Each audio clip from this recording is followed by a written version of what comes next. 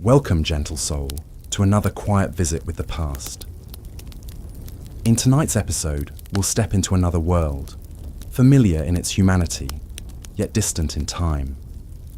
Maybe you're listening as your thoughts begin to slow, or perhaps you're already resting with heavy eyes. However you found your way here, I'm thankful. I'd love to know where you're listening from, and what time of day it is for you. The idea of this quiet story floating across the world always makes me smile. If these bedtime journeys through history bring you calm, don't forget to subscribe. There are so many more peaceful nights ahead. Most of us think we know the story of the Salem Witch Trials. A few young girls accused some townspeople of witchcraft, hysteria spread, and some unfortunate souls were executed before cooler heads prevailed. It's often portrayed as a cautionary tale about superstition triumphing over reason, but this sanitized version barely scratches the surface of what actually happened in Salem Village and the surrounding areas. The truth is far more disturbing, far more complex, and far more revealing about human nature than most people realize. What unfolded in Salem wasn't just a case of religious extremism or adolescent attention-seeking.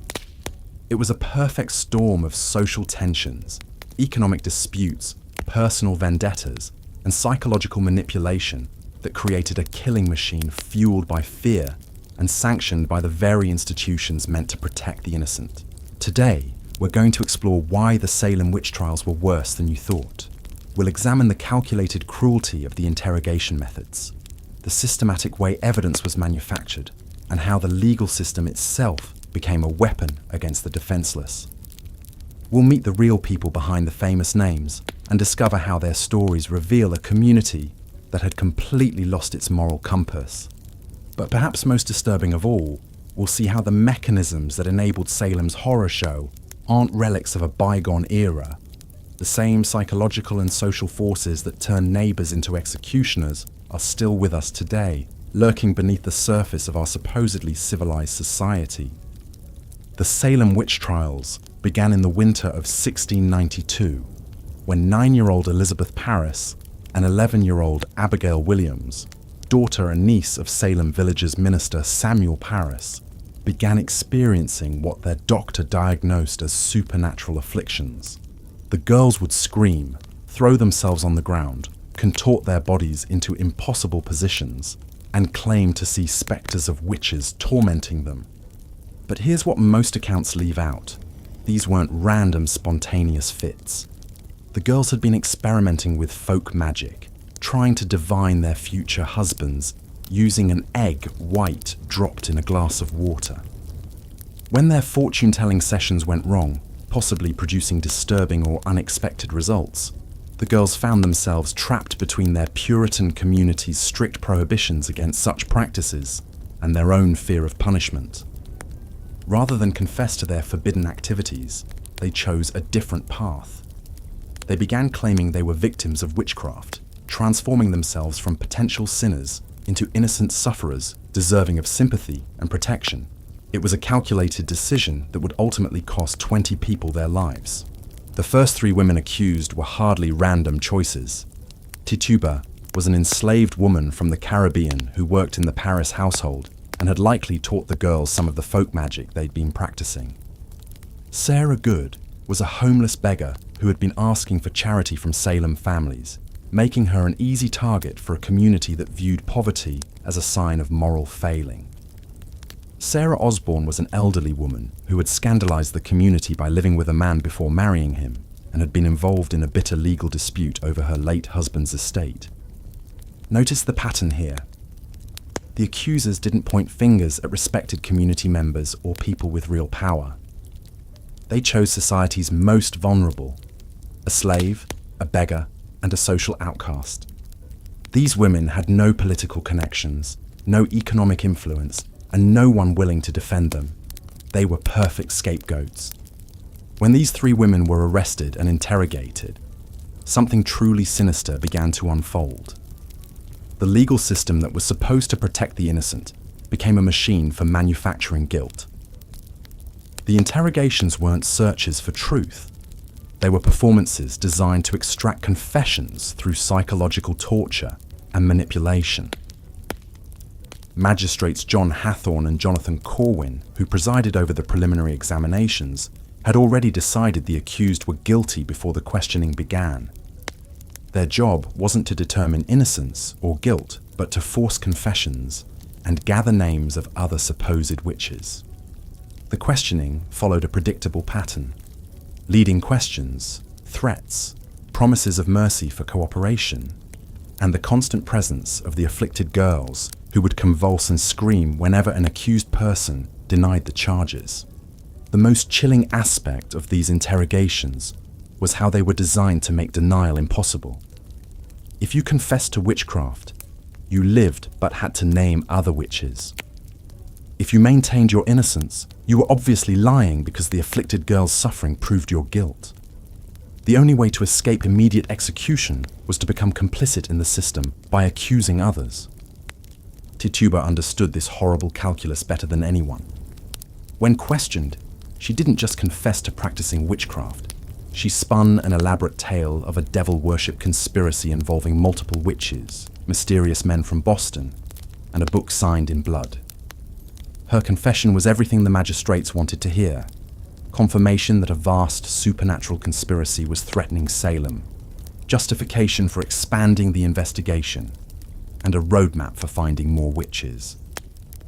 But Tituba's confession was almost certainly fabricated, a desperate attempt to tell her interrogators what they wanted to hear in order to save her own life. She had learned that in this new reality, truth was whatever the authorities needed it to be, and survival meant becoming an active participant in the lie. The system that emerged from these early interrogations was diabolically efficient. The afflicted girls became the star witnesses, their theatrical fits and accusations treated as infallible evidence of supernatural attack. Anyone who questioned their credibility or suggested natural explanations for their behavior immediately became suspect themselves. The magistrates, convinced they were fighting a cosmic battle between good and evil, abandoned any pretense of fair legal procedure. What made this system particularly insidious was how it weaponized the community's existing tensions and grudges. Salem Village was already fractured by disputes over land, church leadership, and social status. Families that had been feuding for years suddenly had a legal mechanism to destroy their enemies. All you needed was to whisper the right words to the afflicted girls, and your rival could be arrested, interrogated, and potentially executed. The Putnam family, who were among the most vocal supporters of the witch trials, had been locked in bitter disputes with several families that would later find themselves accused of witchcraft. Thomas Putnam's 12-year-old daughter Anne was one of the primary accusers, and it's hard to believe her accusations weren't influenced by the adult grievances swirling around her household. As the trials progressed, the definition of evidence expanded to include increasingly absurd forms of proof. Spectral evidence, where accusers claimed to see the ghostly forms of witches attacking them, became the primary means of conviction. The accused were not allowed to see or cross-examine these spectral attackers, making defense impossible. Physical evidence was equally suspect. Unusual marks on the body became proof of devil's marks. The inability to recite the Lord's Prayer perfectly under extreme stress became evidence of supernatural interference. Even successful prayer was sometimes twisted into proof of guilt, with magistrates claiming the accused were using religious words to cast spells. The touch test, where afflicted persons would allegedly be cured by touching their supposed tormentor, was treated as scientific proof, despite its obvious potential for manipulation. The afflicted girls had every incentive to continue their performances, as they had become the center of attention in a community where young women typically had no voice or power. Perhaps most disturbing was how the legal system abandoned its own principles to accommodate the witch hunt. The normal rules of evidence were suspended. Hearsay became admissible. The testimony of convicted witches was accepted against others, even though these same people were supposedly in league with the father of lies. Defense attorneys were not provided, and those who attempted to advocate for the accused often found themselves under suspicion. The court even accepted evidence that would have been laughable under normal circumstances. When Martha Corey was accused, the afflicted girls claimed they couldn't see what clothes her spectre was wearing because she had blinded them. When investigators went to Corey's house to check her clothing, they found her sitting quietly at home. Rather than taking this as evidence that she couldn't have been attacking the girls, the court decided it proved she was so powerful a witch that she could appear in two places at once. This is what made Salem truly terrifying. It wasn't just a case of superstitious people believing in magic. It was a systematic perversion of justice, where the mechanisms meant to protect the innocent were deliberately corrupted to serve the needs of the accusers and authorities. The witch trials became a perfect machine for converting suspicion into conviction, fear into death sentences, and neighbors into executioners. The speed with which this system consumed lives was breathtaking. Between February and September 1692, over 200 people were accused of witchcraft. 20 were executed, and several more died in the horrific conditions of the local jails while awaiting trial. But these numbers only hint at the true scope of the terror that gripped the community. The psychological torture inflicted on the accused began long before they reached the gallows. Many spent months in chains in overcrowded, unsanitary jails, where disease was rampant and basic necessities were luxuries. Families were forced to pay for their loved ones' imprisonment, adding financial ruin to their emotional devastation. Some accused persons died in jail from the appalling conditions, becoming victims of the witch hunt just as surely as those who were executed. The executions themselves were public spectacles designed to reinforce the community's belief in the righteousness of their cause. But even here, the accused often demonstrated more dignity and faith than their accusers. Many maintained their innocence to the end, forgiving their persecutors and praying for their souls.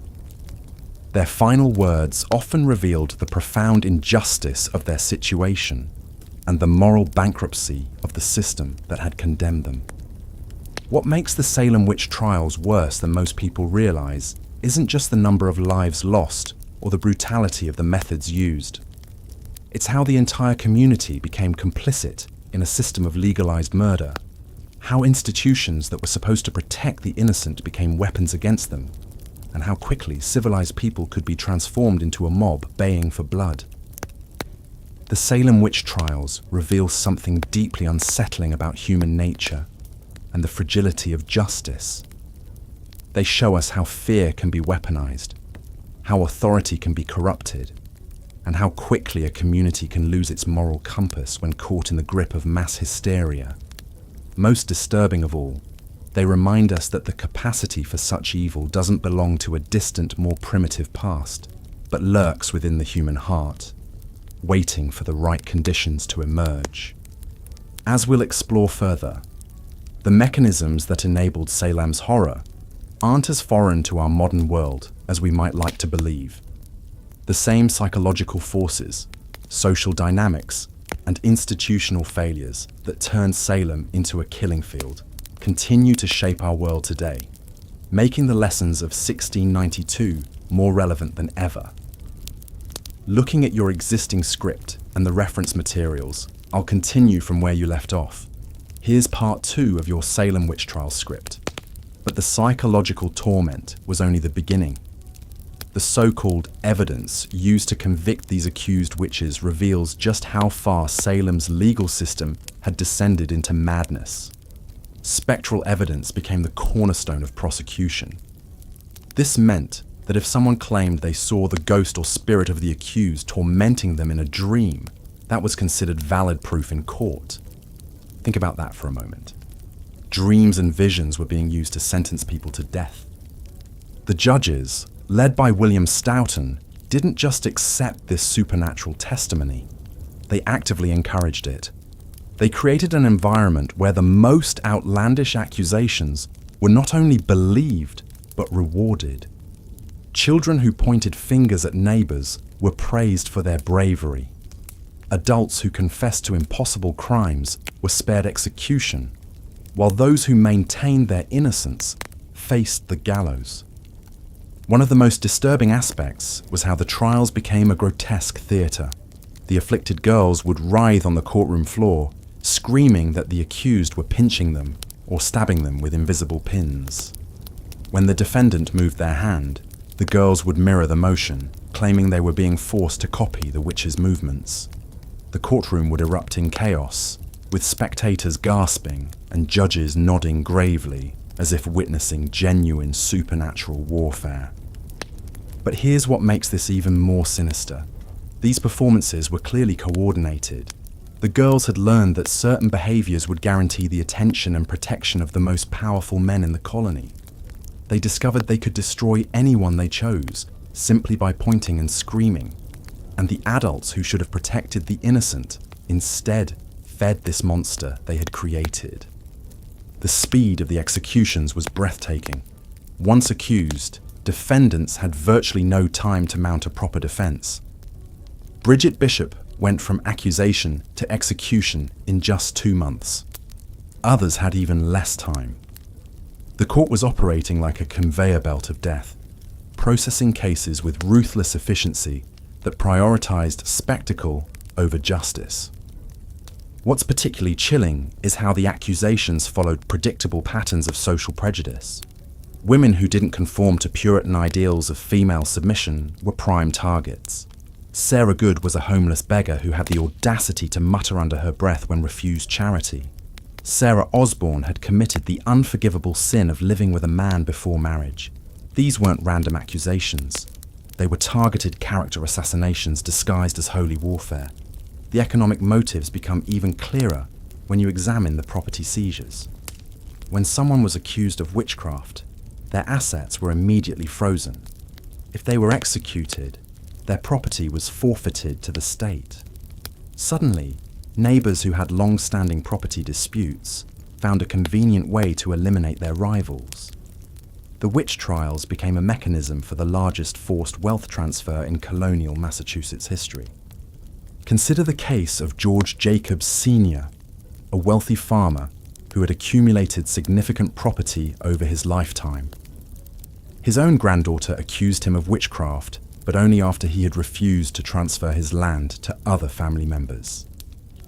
Within months, Jacobs was dead, and his property was being divided among those who had testified against him. This wasn't justice. This was legalized theft, sanctified by religious hysteria. The authorities knew exactly what they were doing. Governor William Phipps had initially supported the trials, but when his own wife was accused, he suddenly discovered serious problems with spectral evidence. The moment the accusations reached the upper echelons of colonial society, the entire system began to crumble. It wasn't divine intervention that ended the trials. It was raw political calculation. The aftermath reveals the most damning truth of all. When the hysteria finally ended, there was no reckoning. No systematic investigation into how so many innocent people had been murdered by their own neighbors. Instead, there was a collective amnesia, a desperate attempt to pretend that Salem had been the victim of supernatural forces rather than human evil. The few apologies that came were pathetic exercises in blame shifting. Samuel Sewall, one of the judges, eventually acknowledged his error, but only after it became politically safe to do so. The accusers themselves largely escaped any consequences. Ann Putnam Jr., who had been responsible for many of the most dramatic accusations, offered a half-hearted apology years later, claiming she had been deluded by Satan. She never faced trial. She never made restitution. She simply moved on with her life while her victims remained dead. This pattern of deflection reveals the most disturbing aspect of Salem. It wasn't just about superstition or religious extremism. It was about a community's willingness to sacrifice the innocent to protect the guilty. It was about how quickly civilized people can transform into a murderous mob when given permission by authority figures to act on their worst impulses. The Salem Witch Trials weren't an aberration. They were a preview of how democratic societies can collapse when fear overrides reason, when accusations replace evidence, and when the powerful discover they can manipulate mass hysteria for their own benefit. The scariest thing about Salem isn't that it happened in 1692. It's how easily it could happen again. Looking at your script summary and the reference materials, here's part 3 of your Salem Witch Trials series. But perhaps the most chilling aspect of the Salem Witch Trials wasn't the spectral evidence or the property seizures we've already explored. It was how the very foundations of justice itself were systematically dismantled piece by piece, until what remained was nothing more than a grotesque theatre of predetermined guilt. Picture yourself in that courtroom in 1692. The air thick with tension and fear. You're accused of witchcraft, and you know with absolute certainty that you're innocent. But as you look around that room, you begin to realize something truly terrifying. This isn't actually a trial at all. It's an execution disguised as legal proceedings. The Salem Witch Trials represented one of the most complete perversions of justice in American history. Every single safeguard that should have protected the innocent was either ignored, twisted, or weaponized against them. And the truly horrifying part, the people running these trials knew exactly what they were doing. Let's start with the most fundamental corruption, the burden of proof.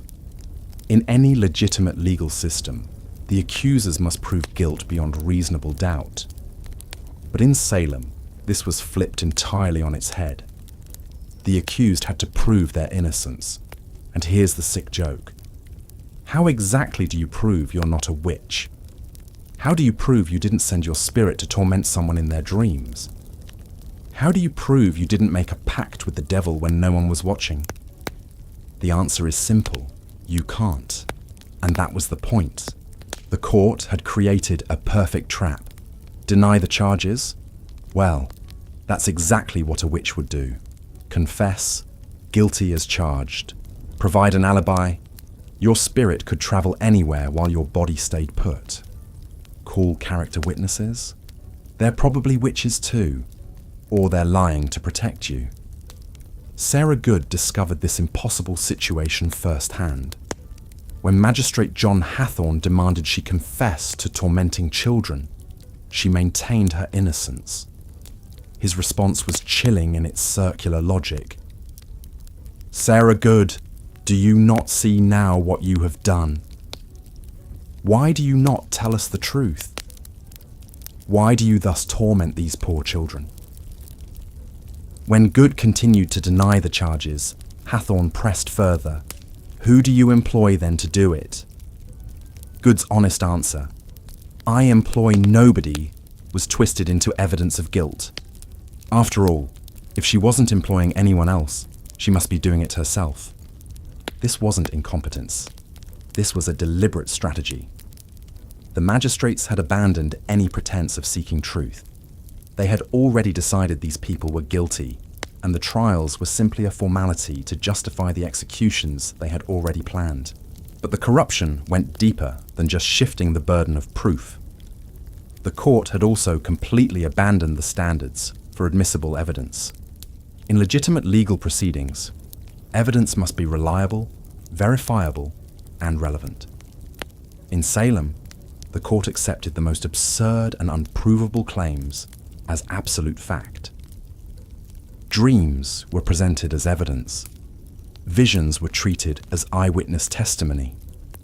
Spectral sightings, claims that someone's spirit had been seen causing harm while their physical body was elsewhere, were not only accepted, but became the primary form of evidence used to secure convictions.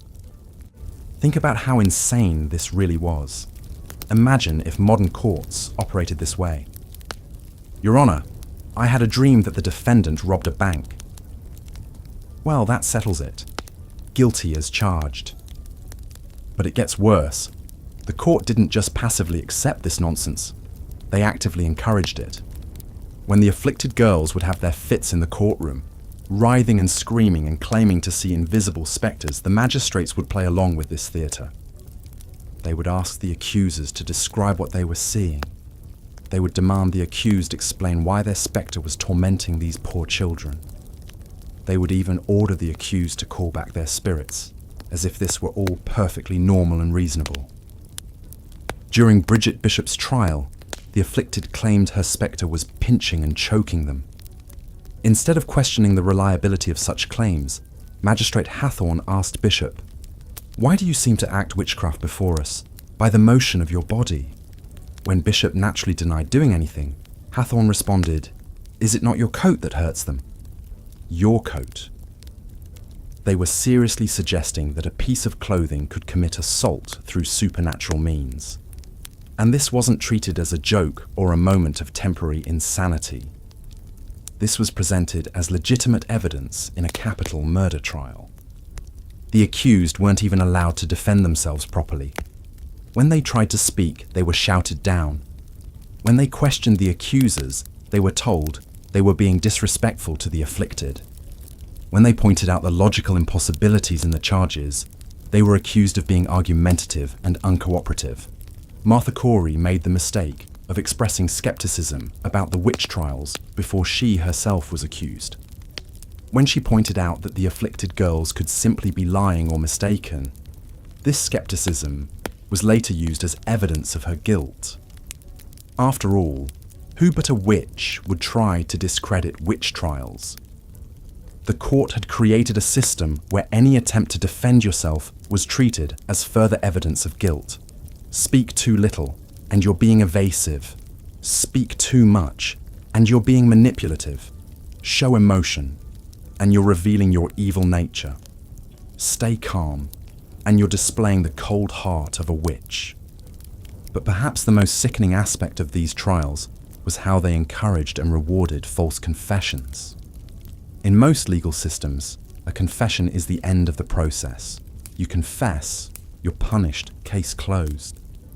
But in Salem, confession was treated as the beginning of cooperation. Those who confessed weren't executed.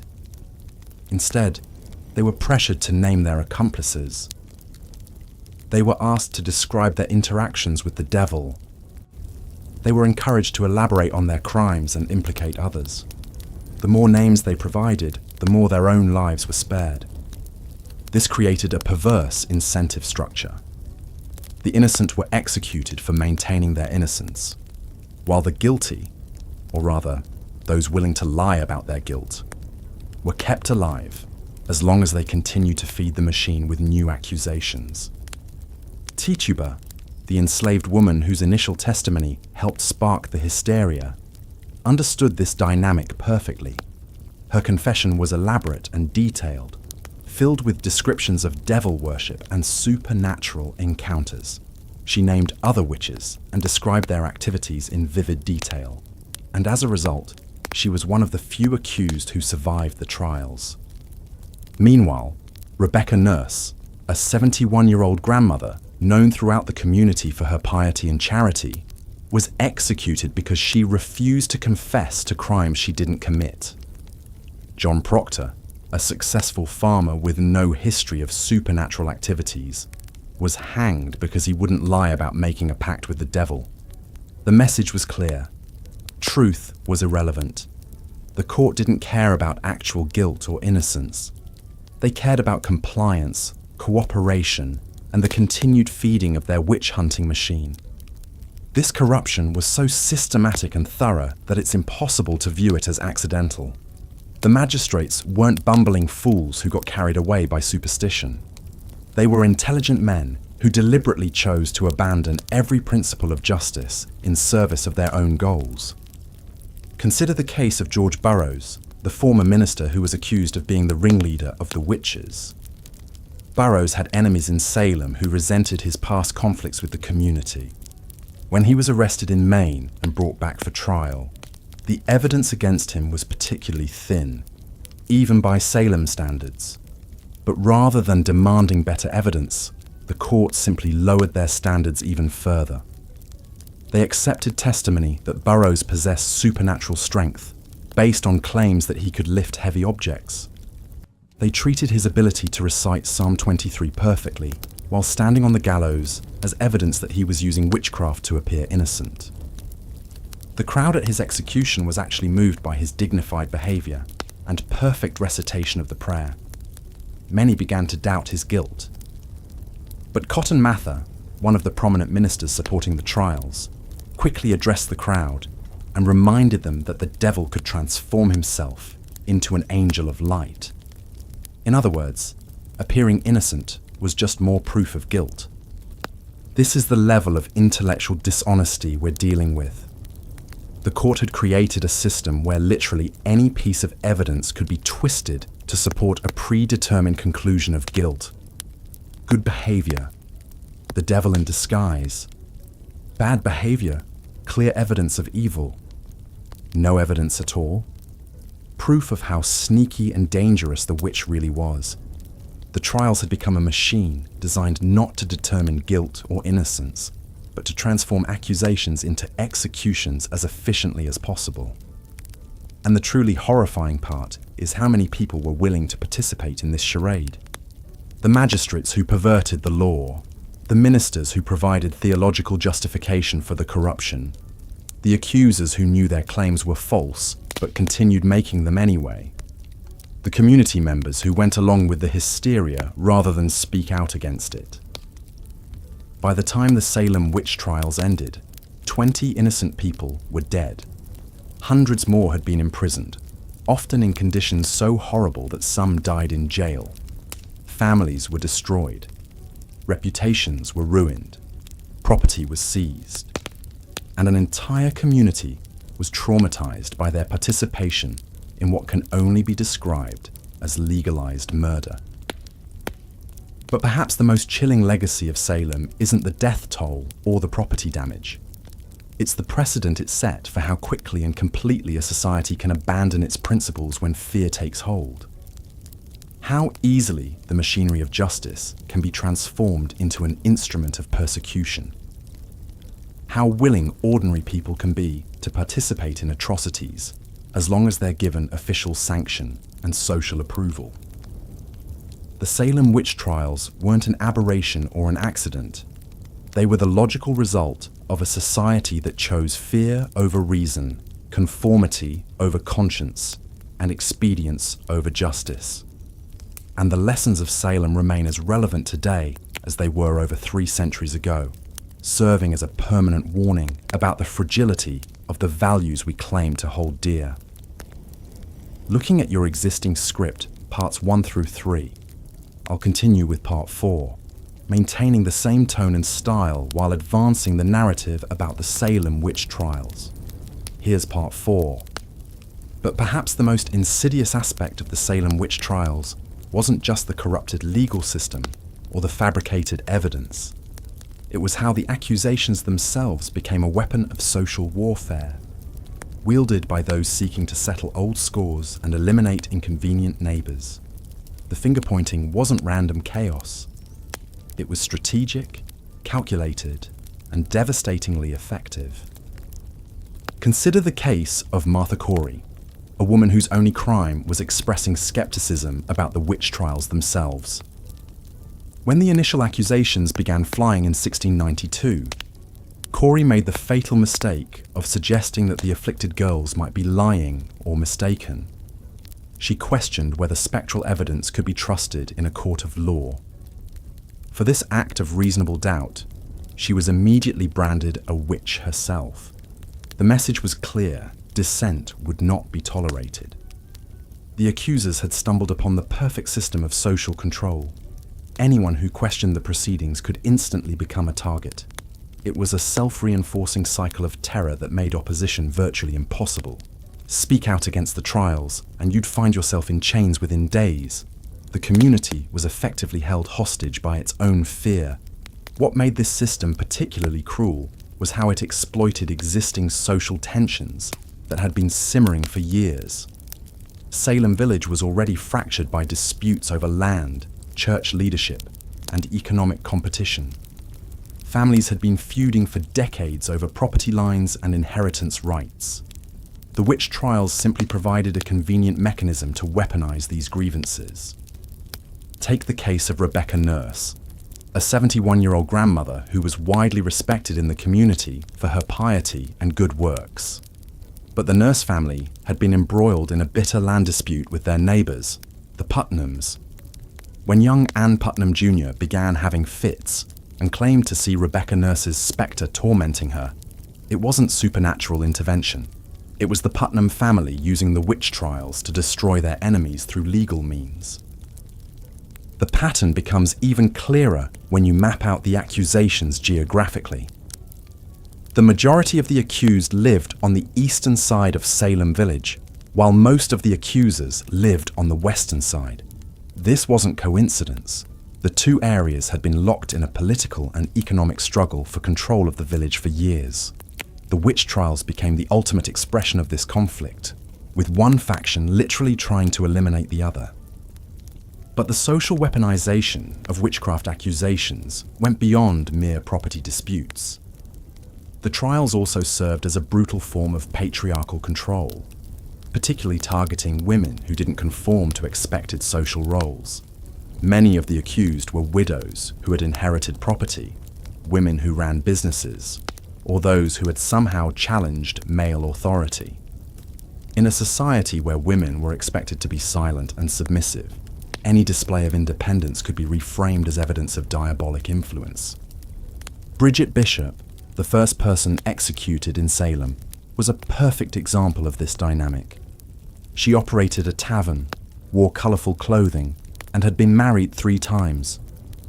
She was exactly the kind of woman who threatened the rigid social order that the Puritan community was trying to maintain. Her execution sent a clear message to other women about the consequences of stepping out of line. The accusers also discovered they could use the trials to eliminate economic competition. Martha Carrier was accused partly because her family's success in farming had made neighbors jealous and resentful. John Proctor was targeted after he criticized the trials and threatened the economic interests of those profiting from the confiscated property of the accused.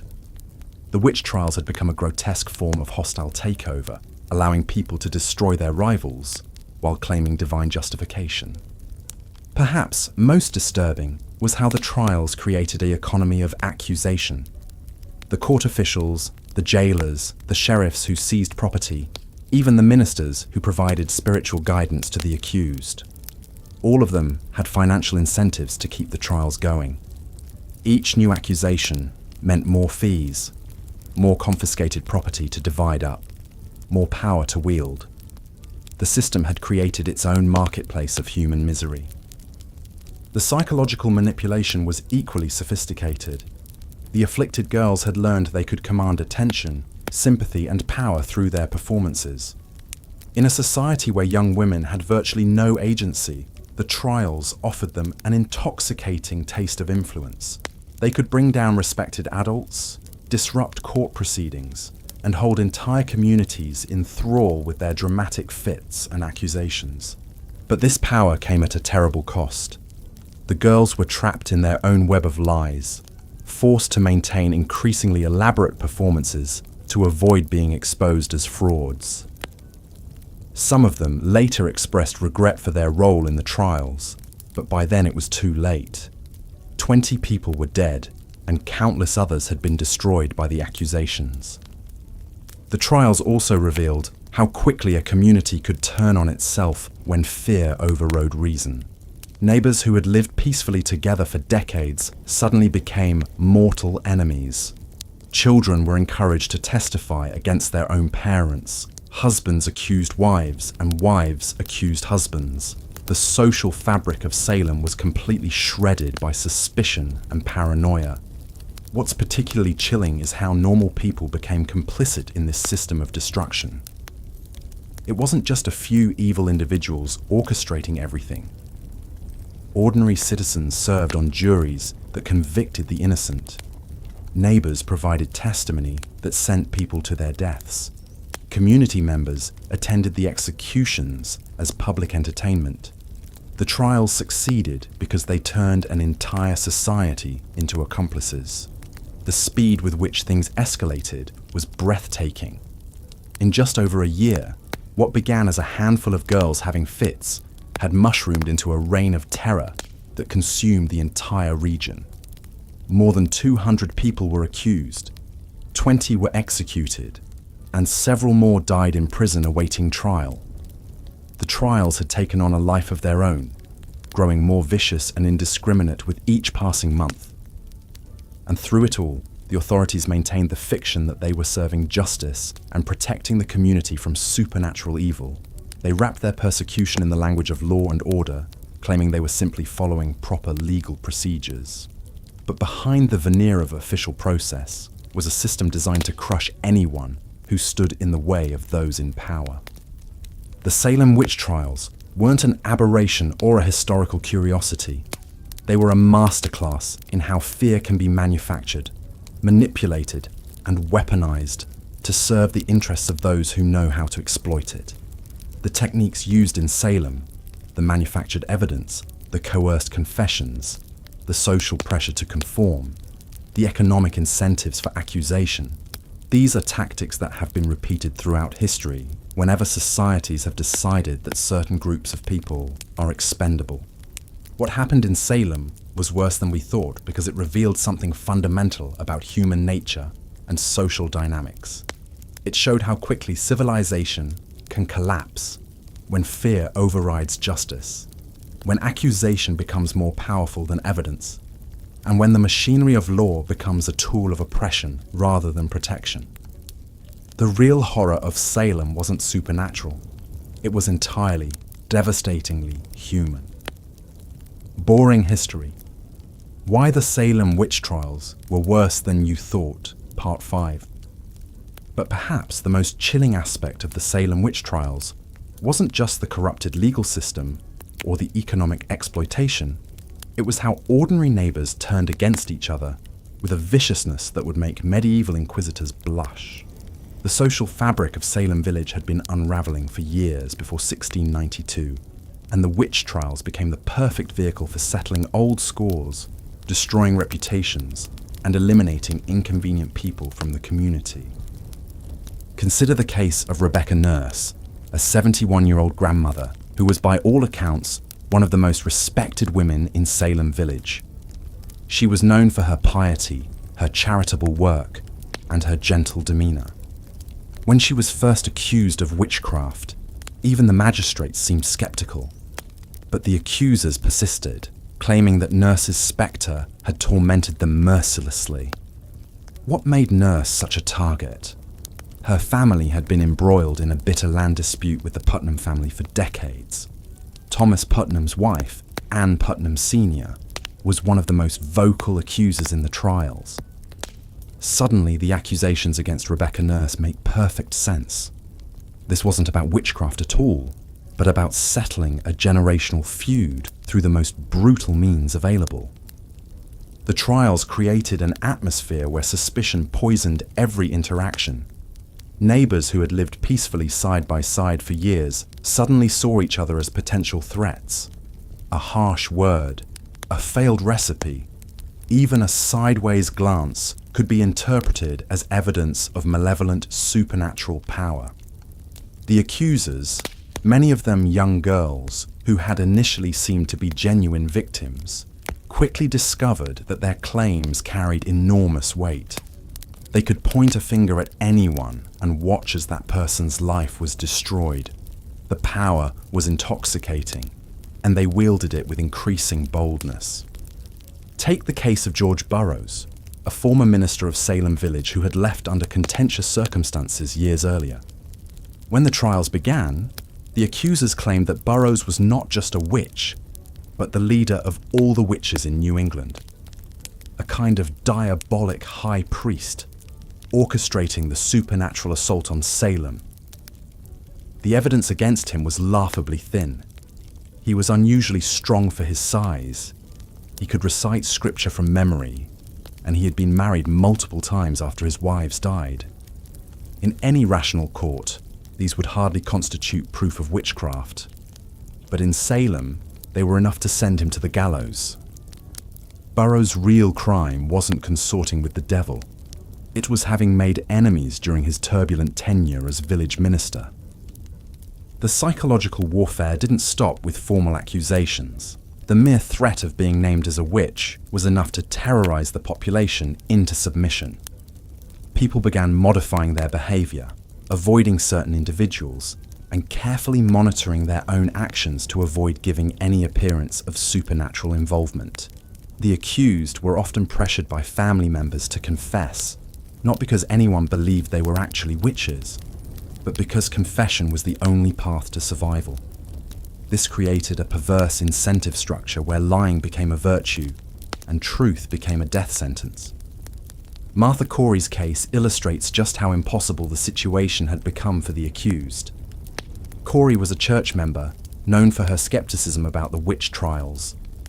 She had publicly questioned whether the afflicted girls were genuine, suggesting instead that they were either deluded or deliberately deceptive. This rational response to an irrational situation sealed her fate. The accusers immediately claimed that Corey's spectre was tormenting them, and her previous skepticism was reframed as evidence that she was trying to protect her fellow witches. When she was examined, Corey maintained her innocence and continued to express doubt about the entire proceedings. The magistrates took this as further proof of her guilt. After all, only a witch would question the godly work of exposing witchcraft. The trials also revealed the deep misogyny that ran through Puritan society like a poisonous river. While men were certainly accused and executed, the vast majority of the accused were women, and the nature of the accusations often focused on behaviors that challenged traditional gender roles. Women who were too independent, too outspoken, or too successful in business were prime targets. Bridget Bishop, the first person executed in the Salem trials, was a tavern keeper who dressed flamboyantly and had been married multiple times. She was everything that Puritan society taught women not to be: independent, sexually confident, and financially successful. Her execution sent a clear message to other women about the consequences of stepping outside prescribed social boundaries. But the trials weren't just about punishing individual women. They were about reinforcing an entire system of patriarchal control. The young female accusers, who might seem to have gained power through their role in the trials, were actually being used as instruments of that same patriarchal system. Their accusations were taken seriously only when they aligned with existing social tensions and power structures. When some of the girls later tried to accuse members of prominent families like the Mathers, their claims were suddenly dismissed as unreliable. The message was clear: women's voices mattered only when they served the interests of powerful men. The economic dimensions of the trials became even more sinister when we examine the pattern of property seizure. When someone was accused of witchcraft, their assets were often frozen pending the outcome of their trial. If they were executed, their property was forfeited to the crown. This created a direct financial incentive for accusations, particularly against wealthy individuals. Sheriff George Corwin became notorious for his zealous seizure of property from the accused, stripping families of their homes, livestock, and possessions even before trials were concluded. Some families were left destitute, forced to flee Salem to escape both accusation and financial ruin. The case of Philip English illustrates how wealth could make someone a target. English was one of Salem's most successful merchants, with extensive holdings in ships, warehouses, and real estate. When he and his wife were accused of witchcraft, they fled to New York, but Sheriff Corwin seized virtually all of their property. The accusations against English were particularly flimsy. He was said to have appeared spectrally at witch meetings, but there were no other substantial claims against him. His real crime was being successful enough to attract envy and wealthy enough to make his destruction profitable. The psychological toll of the trials extended far beyond those who were directly accused. Families were torn apart as relatives turned against each other, either out of genuine belief or out of fear for their own safety. Children were forced to testify against parents, spouses against each other, and siblings against siblings. The community that had once been bound together by shared faith and mutual dependence became a collection of isolated individuals, each terrified of being the next target. The afflicted girls themselves became trapped in a web of their own making. As the trials progressed, their performances became increasingly elaborate and dramatic. They would fall into convulsions during examinations, claim to see invisible spectres attacking them, and provide detailed descriptions of supernatural torments. But maintaining these performances required constant escalation. Each new accusation had to be more dramatic than the last to maintain credibility. The girls found themselves in a kind of performative arms race, where backing down would mean admitting fraud and potentially facing severe punishment themselves. Some historians have suggested that the girls may have initially been genuine victims of some form of mass hysteria, or even poisoning from ergot-contaminated grain. But regardless of how it started, the phenomenon quickly became something else entirely, a calculated campaign of destruction that served the interests of powerful individuals while destroying the lives of the vulnerable. The girls' initial suffering, whether real or imagined, was exploited by adults who saw an opportunity to settle scores and consolidate power. The role of spectral evidence in the trials cannot be overstated in its perversity. This was evidence that only the accusers could see. Claims that the spectre or ghostly form of the accused was tormenting them invisibly. There was literally no way to disprove such evidence. If an accused person had an alibi, showing they were miles away when the alleged supernatural attack occurred, it didn't matter. Their spectre could travel anywhere instantaneously. If they were locked in jail, their spectre could still escape to torment the afflicted. This created a situation where accusation was tantamount to conviction, since the evidence was by definition invisible and unprovable. The magistrate's handling of spectral evidence reveals either stunning gullibility or willful participation in a corrupt system. Increase Mather, one of the most prominent ministers in Massachusetts, initially warned against relying too heavily on spectral evidence, noting that the devil might use the spectre of an innocent person to commit evil acts. But his warnings were largely ignored in the heat of the trials. It wasn't until the trials began threatening members of the colonial elite that spectral evidence was suddenly deemed unreliable. When the accusers began pointing fingers at people like Lady Phipps, the governor's wife, the rules of evidence mysteriously became much more stringent. The trials also exposed the deep class divisions that ran through Massachusetts society. While poor women like Sarah Good were quickly condemned and executed, wealthy and well-connected accused individuals often managed to escape or delay their trials long enough for the hysteria to subside. The message was unmistakable. Justice in Salem was for sale, and the price of innocence was social status and political connections. But perhaps most damning of all was the complete abandonment of legal protections that were supposedly fundamental to English jurisprudence. The accused were denied the right to legal counsel, the right to confront their accusers in any meaningful way, and the right to a fair trial before an impartial jury. Instead, they faced hostile magistrates who seemed determined to extract confessions regardless of guilt or innocence. The presumption of innocence, that bedrock principle of justice, was completely reversed. The accused were guilty until proven innocent, and in many cases, proving innocence was literally impossible. The coercive methods used to extract confessions would be familiar to any student of totalitarian regimes.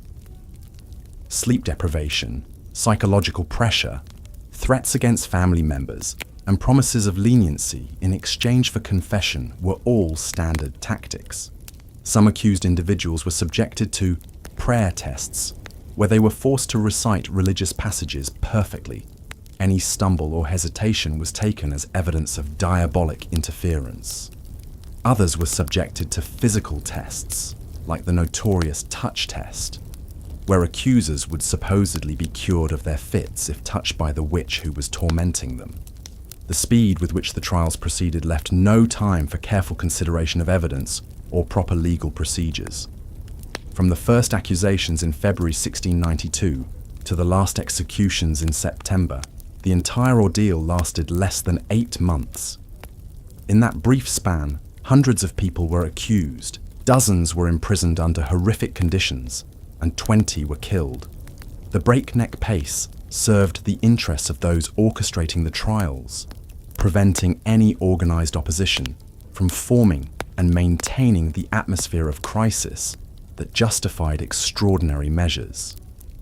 As we examine these trials from our modern perspective, it's tempting to dismiss them as the product of a more superstitious and ignorant age. But that interpretation misses the point entirely. The Salem Witch Trials weren't a failure of reason.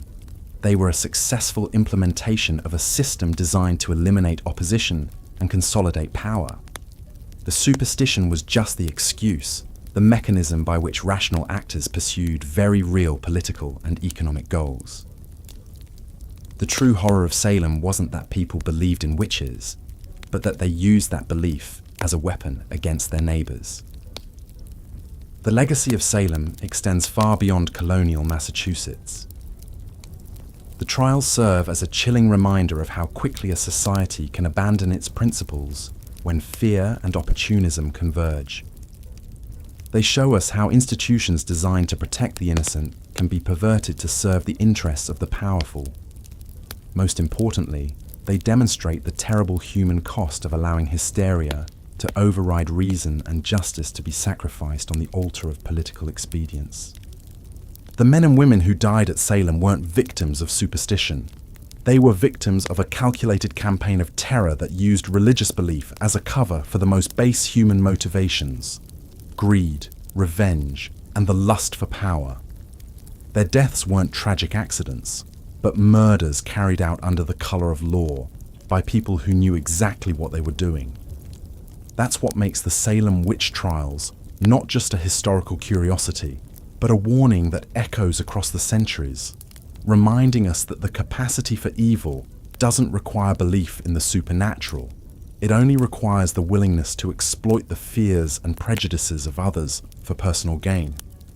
And perhaps most chilling of all, the mechanisms that made Salem possible: fear of the other, the abandonment of legal protections, the weaponization of accusations, and the corruption of institutions.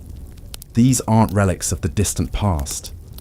They're tools that ambitious and unscrupulous individuals have used throughout history and continue to use today. The faces change, the specific beliefs evolve, but the underlying dynamics remain disturbingly familiar. Salem wasn't an aberration. It was a template, one that has been followed again and again whenever societies choose fear over reason, expedience over justice, and power over truth. The Salem Witch Trials of 1692 to 1693 reveal a devastating example of how fear, power, and systemic corruption can transform a community into an instrument of terror. As we've seen, what began as mysterious afflictions in Salem Village quickly spiraled into a judicial nightmare where the most vulnerable members of society became targets in a deadly game of accusation and execution. But the true horror of Salem extends far beyond the 20 lives lost. It lies in how completely the trials dismantled the very foundations of justice and community trust.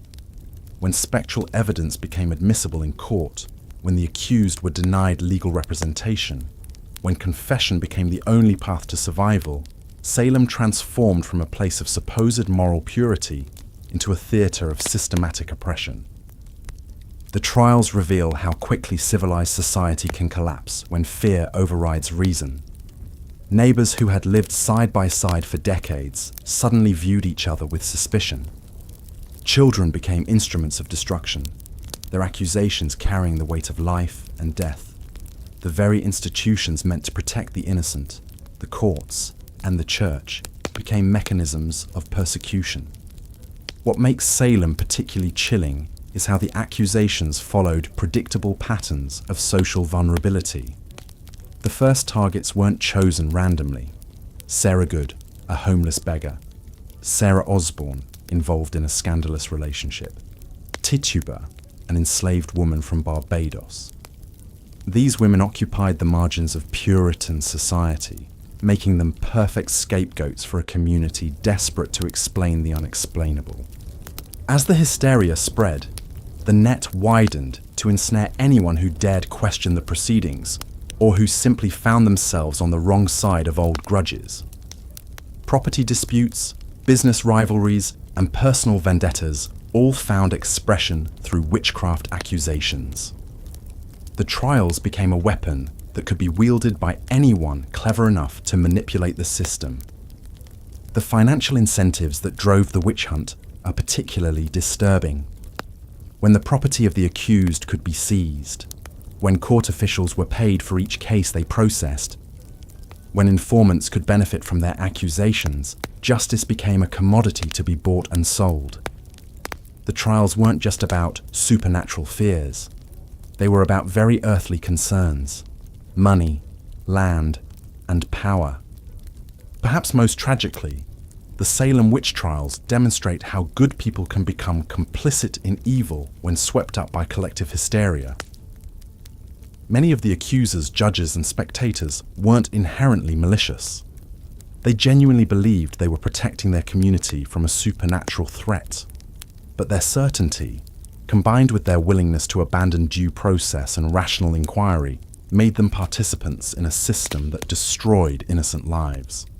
The psychological tactics employed during the trials, forced confessions under threat of execution, the use of children as witnesses, the acceptance of unprovable spectral evidence, created an environment where truth became impossible to distinguish from fiction. In such a system, innocence offered no protection. The only safety lay in confession, in playing along with the delusion, in becoming part of the machinery of persecution. The aftermath of Salem was almost as telling as the trials themselves. When the hysteria finally broke, when respected members of the community found themselves accused, when the governor's own wife came under suspicion, suddenly the entire edifice collapsed. The same officials who had zealously pursued witches now scrambled to distance themselves from their actions. The same spectral evidence that had sent 20 people to their deaths was suddenly deemed unreliable, but the damage was irreversible. Families had been destroyed, communities fractured, and an entire generation traumatized. The survivors carried the scars of Salem for the rest of their lives, a reminder of how quickly the world could turn upside down, how easily neighbors could become enemies, how fragile the bonds of civilization truly were. The Salem Witch Trials serve as a permanent warning about the dangers of abandoning rational thought in favor of fear-driven certainty. They show us how quickly justice can be perverted when we allow emotion to override evidence, when we permit the vulnerable to be sacrificed for the comfort of the powerful, when we mistake hysteria for righteousness. In our modern world, we might think ourselves immune to such collective madness. We have constitutional protections, scientific understanding, and historical awareness that the people of Salem lacked. But the underlying human tendencies that enabled the witch trials, fear of the other, desire for simple explanations to complex problems, willingness to believe rumors over evidence, susceptibility to moral panic, these remain as potent today as they were over 3 centuries ago. Salem reminds us that the price of civilization is eternal vigilance, not just against external threats, but against our own capacity for cruelty when we convince ourselves that cruelty serves a righteous cause. The true lesson of Salem isn't about witches or the supernatural. It's about the terrifying ease with which ordinary people can become instruments of injustice when they surrender their individual moral judgment to the mob. The 20 victims of Salem died not because they practiced witchcraft, but because they lived in a society that had lost its way, that had allowed fear to triumph over compassion, superstition over reason, and vengeance over justice. Their deaths stand as a testament to the consequences of abandoning the principles that separate civilization from barbarism. And their memory serves as a warning that such abandonment can happen anywhere, anytime, to anyone who believes themselves immune to the darkness that lurks within human nature. Looking at the summary and reference files, I'll continue the script from where Part 6 left off, focusing on how the Salem Witch Trials exploited psychological vulnerabilities and social dynamics to perpetuate the hysteria. But perhaps most chilling of all was how the Salem Witch Trials revealed humanity's capacity for psychological manipulation and collective delusion. The accusers didn't simply point fingers randomly. They weaponized the deepest fears and anxieties of their community, turning neighbor against neighbor through a systematic campaign of terror that would make modern propagandists envious. The afflicted girls, led by Abigail Williams and Mercy Lewis, had stumbled upon something more powerful than any spell or potion. They had discovered that in a society built on rigid hierarchies and suppressed tensions, the right accusation at the right moment could topple entire families and reshape the social order. These weren't random outbursts of teenage hysteria.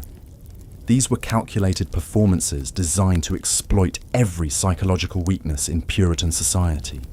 Consider how the girls chose their targets. They began with Tituba, an enslaved woman from Barbados whose foreign origins and different cultural practices made her an easy scapegoat. They moved on to Sarah Good, a homeless beggar whose poverty and social isolation had already made her an outcast. Then came Sarah Osborne, an elderly woman who had violated social norms by living with a man before marriage. Each accusation was a carefully chosen arrow aimed at society's most vulnerable members. But the genius of their manipulation lay in how they gradually escalated their targets. Once the community had accepted that outcasts could be witches, the girls began accusing more respectable citizens. They understood that credibility was cumulative. Each successful accusation made the next one more believable. Each execution created a precedent that made the next death easier to justify. The girls had also mastered the art of spectral evidence, that twisted legal concept that allowed dreams and visions to be treated as courtroom testimony. They would writhe and scream in court, claiming to see the invisible specters of the accused tormenting them.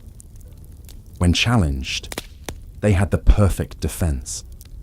How could anyone disprove what they claimed to see in the spirit world? How could the accused defend themselves against crimes that existed only in the supernatural realm? This wasn't just legal innovation, it was psychological warfare. The girls had created a system where accusation was tantamount to conviction, where defense was impossible, and where the very act of protesting one's innocence could be twisted into evidence of guilt. They had discovered that in a society consumed by fear of the invisible and unknowable, the power to interpret the supernatural was the ultimate authority. The community's response reveals just how vulnerable human psychology can be to mass manipulation. Rational, educated men like Samuel Parris and Cotton Mather, who should have been skeptical of teenage girls claiming supernatural powers, instead became their most ardent supporters. They transformed what should have been obvious adolescent attention-seeking into a holy crusade against Satan himself. The trials also exploited a fundamental flaw in human reasoning, the confirmation bias that made every strange event, every unexplained illness, every bit of bad luck into evidence of witchcraft. When Martha Corey's accusation was followed by her husband's sudden illness, it wasn't seen as coincidence or stress-related sickness. It was proof of her supernatural malevolence. When storms struck during witch trials, they weren't natural weather patterns, but demonic interference designed to protect the guilty. This selective interpretation of evidence created a closed system of belief that was immune to contradiction. Good harvests meant God was blessing their efforts to root out evil. Bad harvests meant the witches were still among them, requiring more vigorous prosecution. Confessions proved the reality of witchcraft. Denials proved the stubbornness of Satan's servants. The system had been designed to validate itself no matter what happened. Perhaps most disturbing was how the trials exploited the psychological need for meaning and order in a chaotic world. The Puritans lived in constant fear of Indian attacks, disease outbreaks, and economic collapse. The witch trials offered them something precious in such uncertain times: clear explanations for their suffering and concrete actions they could take to protect themselves. Instead of accepting that bad things sometimes happen for no reason, they could blame witches. Instead of feeling helpless against forces beyond their control, they could fight back by identifying and eliminating the supernatural threats in their midst. The girls had tapped into something primal in human nature: the desperate need to believe that someone is in control, even if that someone is evil. It was more comforting to think that their problems were caused by witches who could be caught and killed than to accept the terrifying reality that life was often random, unfair, and beyond human control. The trials also revealed how quickly social bonds could dissolve under pressure. Neighbors who had lived peacefully together for decades suddenly saw each other as potential threats. Friends became informants. Family members turned against each other. The girls had created an atmosphere where trust itself became dangerous, where any relationship could be weaponized, where isolation was safer than community. They understood that in a society built on shame and reputation, the mere accusation of witchcraft was often punishment enough. Even those who escaped execution found their lives destroyed, their businesses ruined, their social connections severed. The trials had created a new form of social control, where the threat of accusation kept everyone in line, where conformity became a matter of life and death. The psychological manipulation extended to the confessions themselves. The accused faced an impossible choice: maintain their innocence and face almost certain execution, or confess to crimes they didn't commit and save their lives while destroying their souls. Many chose confession, not because they believed they were guilty, but because they understood the game being played. Their false confessions then became evidence used to convict others, creating a snowball effect of manufactured guilt. This wasn't just legal proceeding. It was psychological torture designed to break down individual resistance and create a culture of compliance. The girls and their adult supporters had created a system where survival required complicity, where the only way to escape becoming a victim was to help create new victims. The most chilling aspect of this psychological manipulation was how it transformed ordinary people into accomplices. Neighbors who might normally have been skeptical of outrageous accusations found themselves nodding along in court. Parents who should have protected their children instead delivered them to the executioner. Community leaders who should have demanded evidence instead accepted wild speculation as fact. The girls had achieved something that military conquests and political revolutions often fail to accomplish. They had changed how an entire community thought about reality itself. They had made the impossible seem inevitable, the irrational seem logical, the cruel seem necessary. They had weaponized the human capacity for self-deception and turned it against their own neighbors. As the months passed and the body count mounted, some began to question what they had unleashed. But by then, too many people had too much invested in the system to allow it to collapse. Judges who had sentenced innocent people to death couldn't admit their error without destroying their own reputations. Ministers who had preached about the reality of the witch conspiracy couldn't reverse course without undermining their spiritual authority. Accusers who had sent neighbors to their deaths couldn't confess to lies without facing retaliation from the families they had destroyed. The Salem Witch Trials had created their own momentum, a machine of destruction that fed on fear, suspicion, and the very human tendency to double down on mistakes rather than admit error. the girls had lit a fire that no one knew how to extinguish, a psychological conflagration that would consume the innocent and guilty alike until it finally burned itself out through sheer exhaustion. This manipulation of mass psychology reveals perhaps the darkest truth about Salem. It wasn't supernatural forces that created the tragedy, but purely human ones. The real evil wasn't in the accused witches' supposed pacts with Satan, but in the accuser's very real ability to exploit human weakness, fear, and cruelty for their own ends. The true horror of Salem lies not in what people believed, but in what they were willing to do to each other once those beliefs took hold. Based on the reference materials provided, here's part 8 of the Salem Witch Trials script, in the engaging narrative style shown in the examples. As the trials progressed into their bloodiest phase, a chilling pattern emerged that revealed the true horror of Salem's descent into madness. The accused faced a system so thoroughly corrupted that survival became nearly impossible, no matter how innocent they might be. The very foundations of justice had been twisted into a machine designed not to discover truth, but to extract confessions and deliver death sentences. Consider the nightmarish position of someone dragged before these courts. You're accused of consorting with the devil, practicing witchcraft, or tormenting your neighbors through supernatural means. The evidence against you? Perhaps a teenage girl claims she saw your spectre pinching her in a dream. Maybe a neighbor insists their cow stopped giving milk after you walked past their property. Or someone testifies that you looked at them strangely before they developed a headache. In any rational legal system, such accusations would be laughed out of court. But Salem, in 1692, had abandoned rationality entirely. The judges not only accepted this spectral evidence as legitimate, they treated it as the most compelling proof available. When Bridget Bishop stood trial as the first person executed in the witch trials, the primary evidence against her consisted of testimony that her spectre had appeared to various accusers in their dreams and visions. There was no physical evidence, no witnesses to actual witchcraft, no tangible proof of any crime whatsoever. Yet this became the standard that would condemn 20 people to death.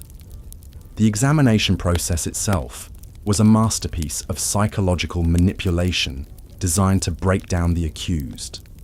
Picture yourself in that sweltering meeting house, standing before a panel of stern-faced magistrates, while a crowd of hostile neighbors packs the room behind you.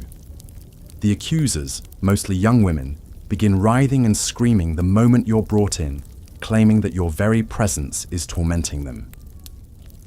Judge William Stoughton, the Chief Justice who would become the most ruthless figure in the trials, developed particularly insidious techniques for extracting confessions. He would demand that you explain why these girls were suffering if you weren't afflicting them. When you inevitably couldn't provide a satisfactory answer to this impossible question, he would treat your confusion as evidence of guilt. The touch test became one of the most perverse elements of these examinations. The theory held that if a witch touched their victim, the supernatural torment would cease, so the accused would be forced to place their hands on the writhing accusers.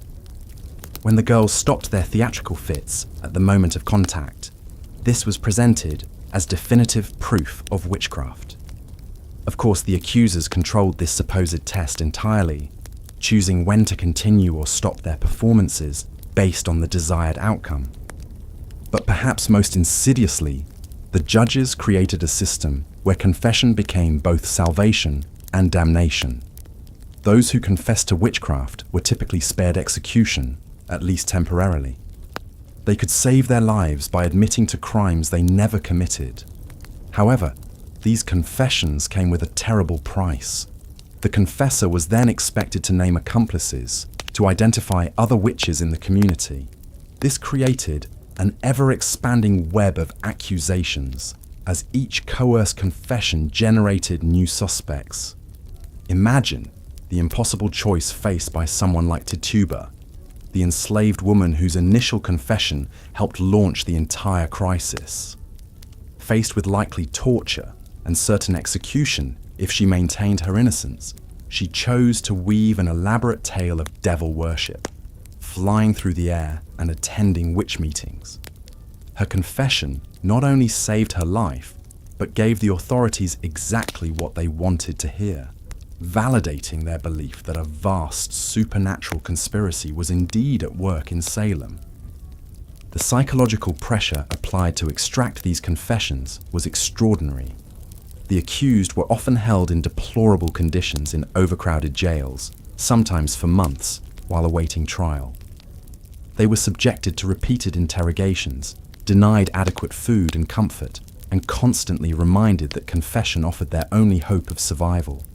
Family members pleaded with their loved ones to confess, prioritizing life over truth. Some of the most heartbreaking cases involved individuals who initially maintained their innocence, but eventually broke under this relentless pressure. Mary Warren, one of the original accusers, who later tried to recant her testimony, found herself accused when she attempted to tell the truth. Under intense interrogation, she eventually returned to her role as an accuser, demonstrating how the system corrupted even those who tried to resist it. The trials also revealed how quickly neighbor could turn against neighbor when fear and suspicion took hold.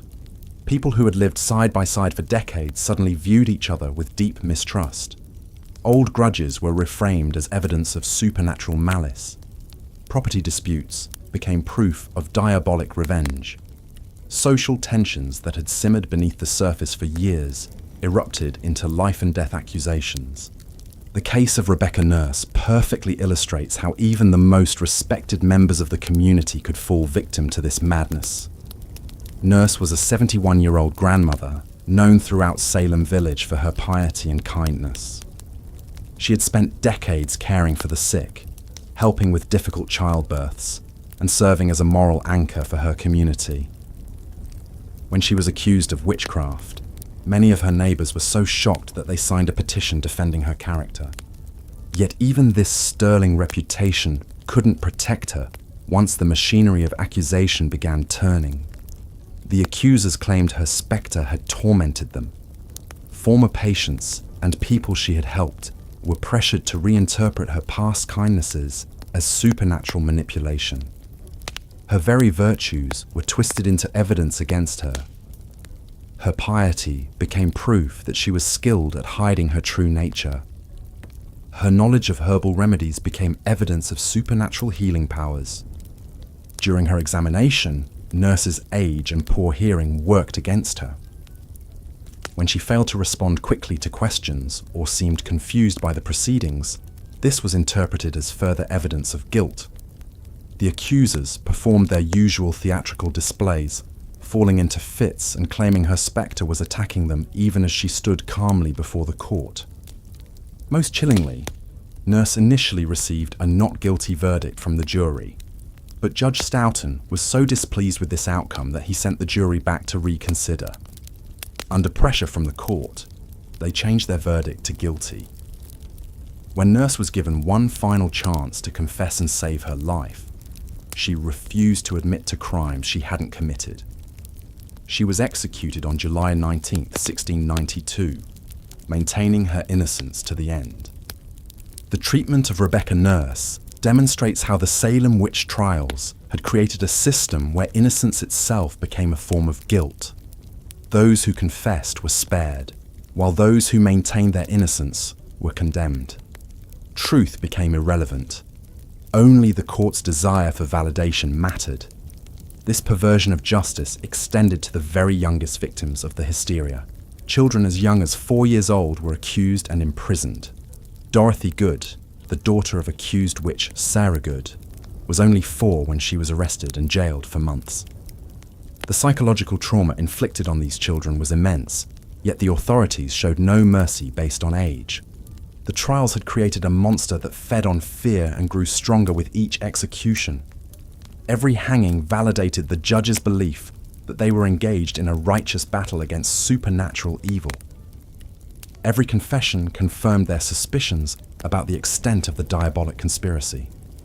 The system had become self-perpetuating, generating its own evidence and justifying its own existence through the very destruction it caused. As summer turned to fall in 1692, Salem had become a community where terror reigned supreme, where neighbour feared neighbour, and where the mere accusation of witchcraft could lead to death. The trials had revealed the darkest aspects of human nature, showing how quickly civilization could collapse when fear overcame reason, when authority abandoned justice, and when communities allowed hysteria to replace humanity.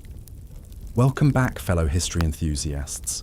Before we delve deeper into this dark chapter of American justice, I'd love to know where you're tuning in from tonight and what drew you to learn about these troubling events. Whether you're settling in for the evening or taking a break from your day, I'm grateful you've chosen to explore this sobering piece of our past with me. If you find value in these detailed examinations of historical injustice, please consider subscribing to join our community of curious minds. Now, let's continue our journey into the Salem Witch Trials, where we'll uncover how a combination of personal vendettas, social manipulation, and institutional failure created one of America's most shameful episodes.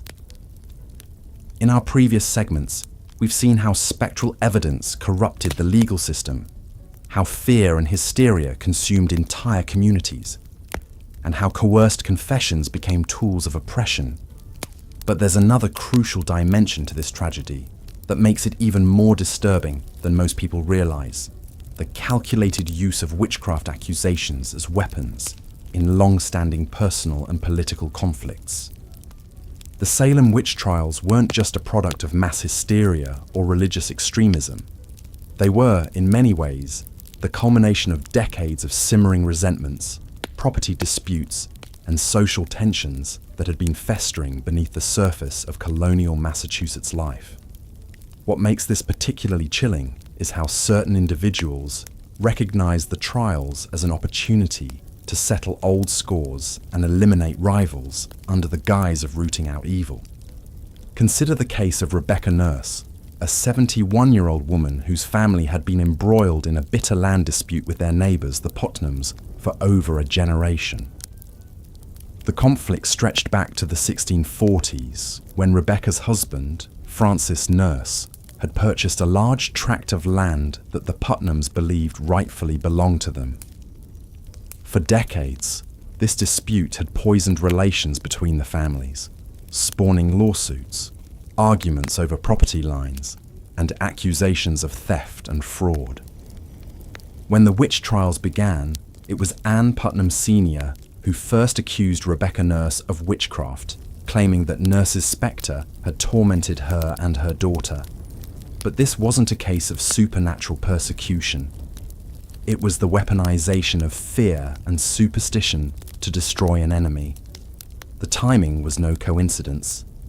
Just months before the accusations began, the Nurse family had won yet another legal victory in their ongoing property dispute, further infuriating the Putnams. What followed was a systematic campaign to destroy not just Rebecca Nurse, but her entire family line.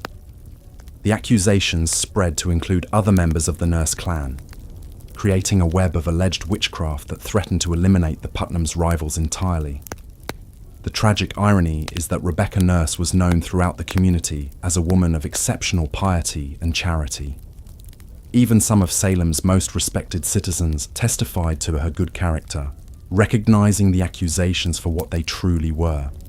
But character witnesses meant nothing in a system that had abandoned rational evidence in favor of spectral testimony.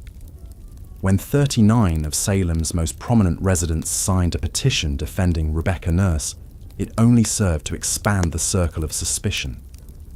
Several of the petition signers themselves soon found their loyalty questioned, and some faced accusations of their own.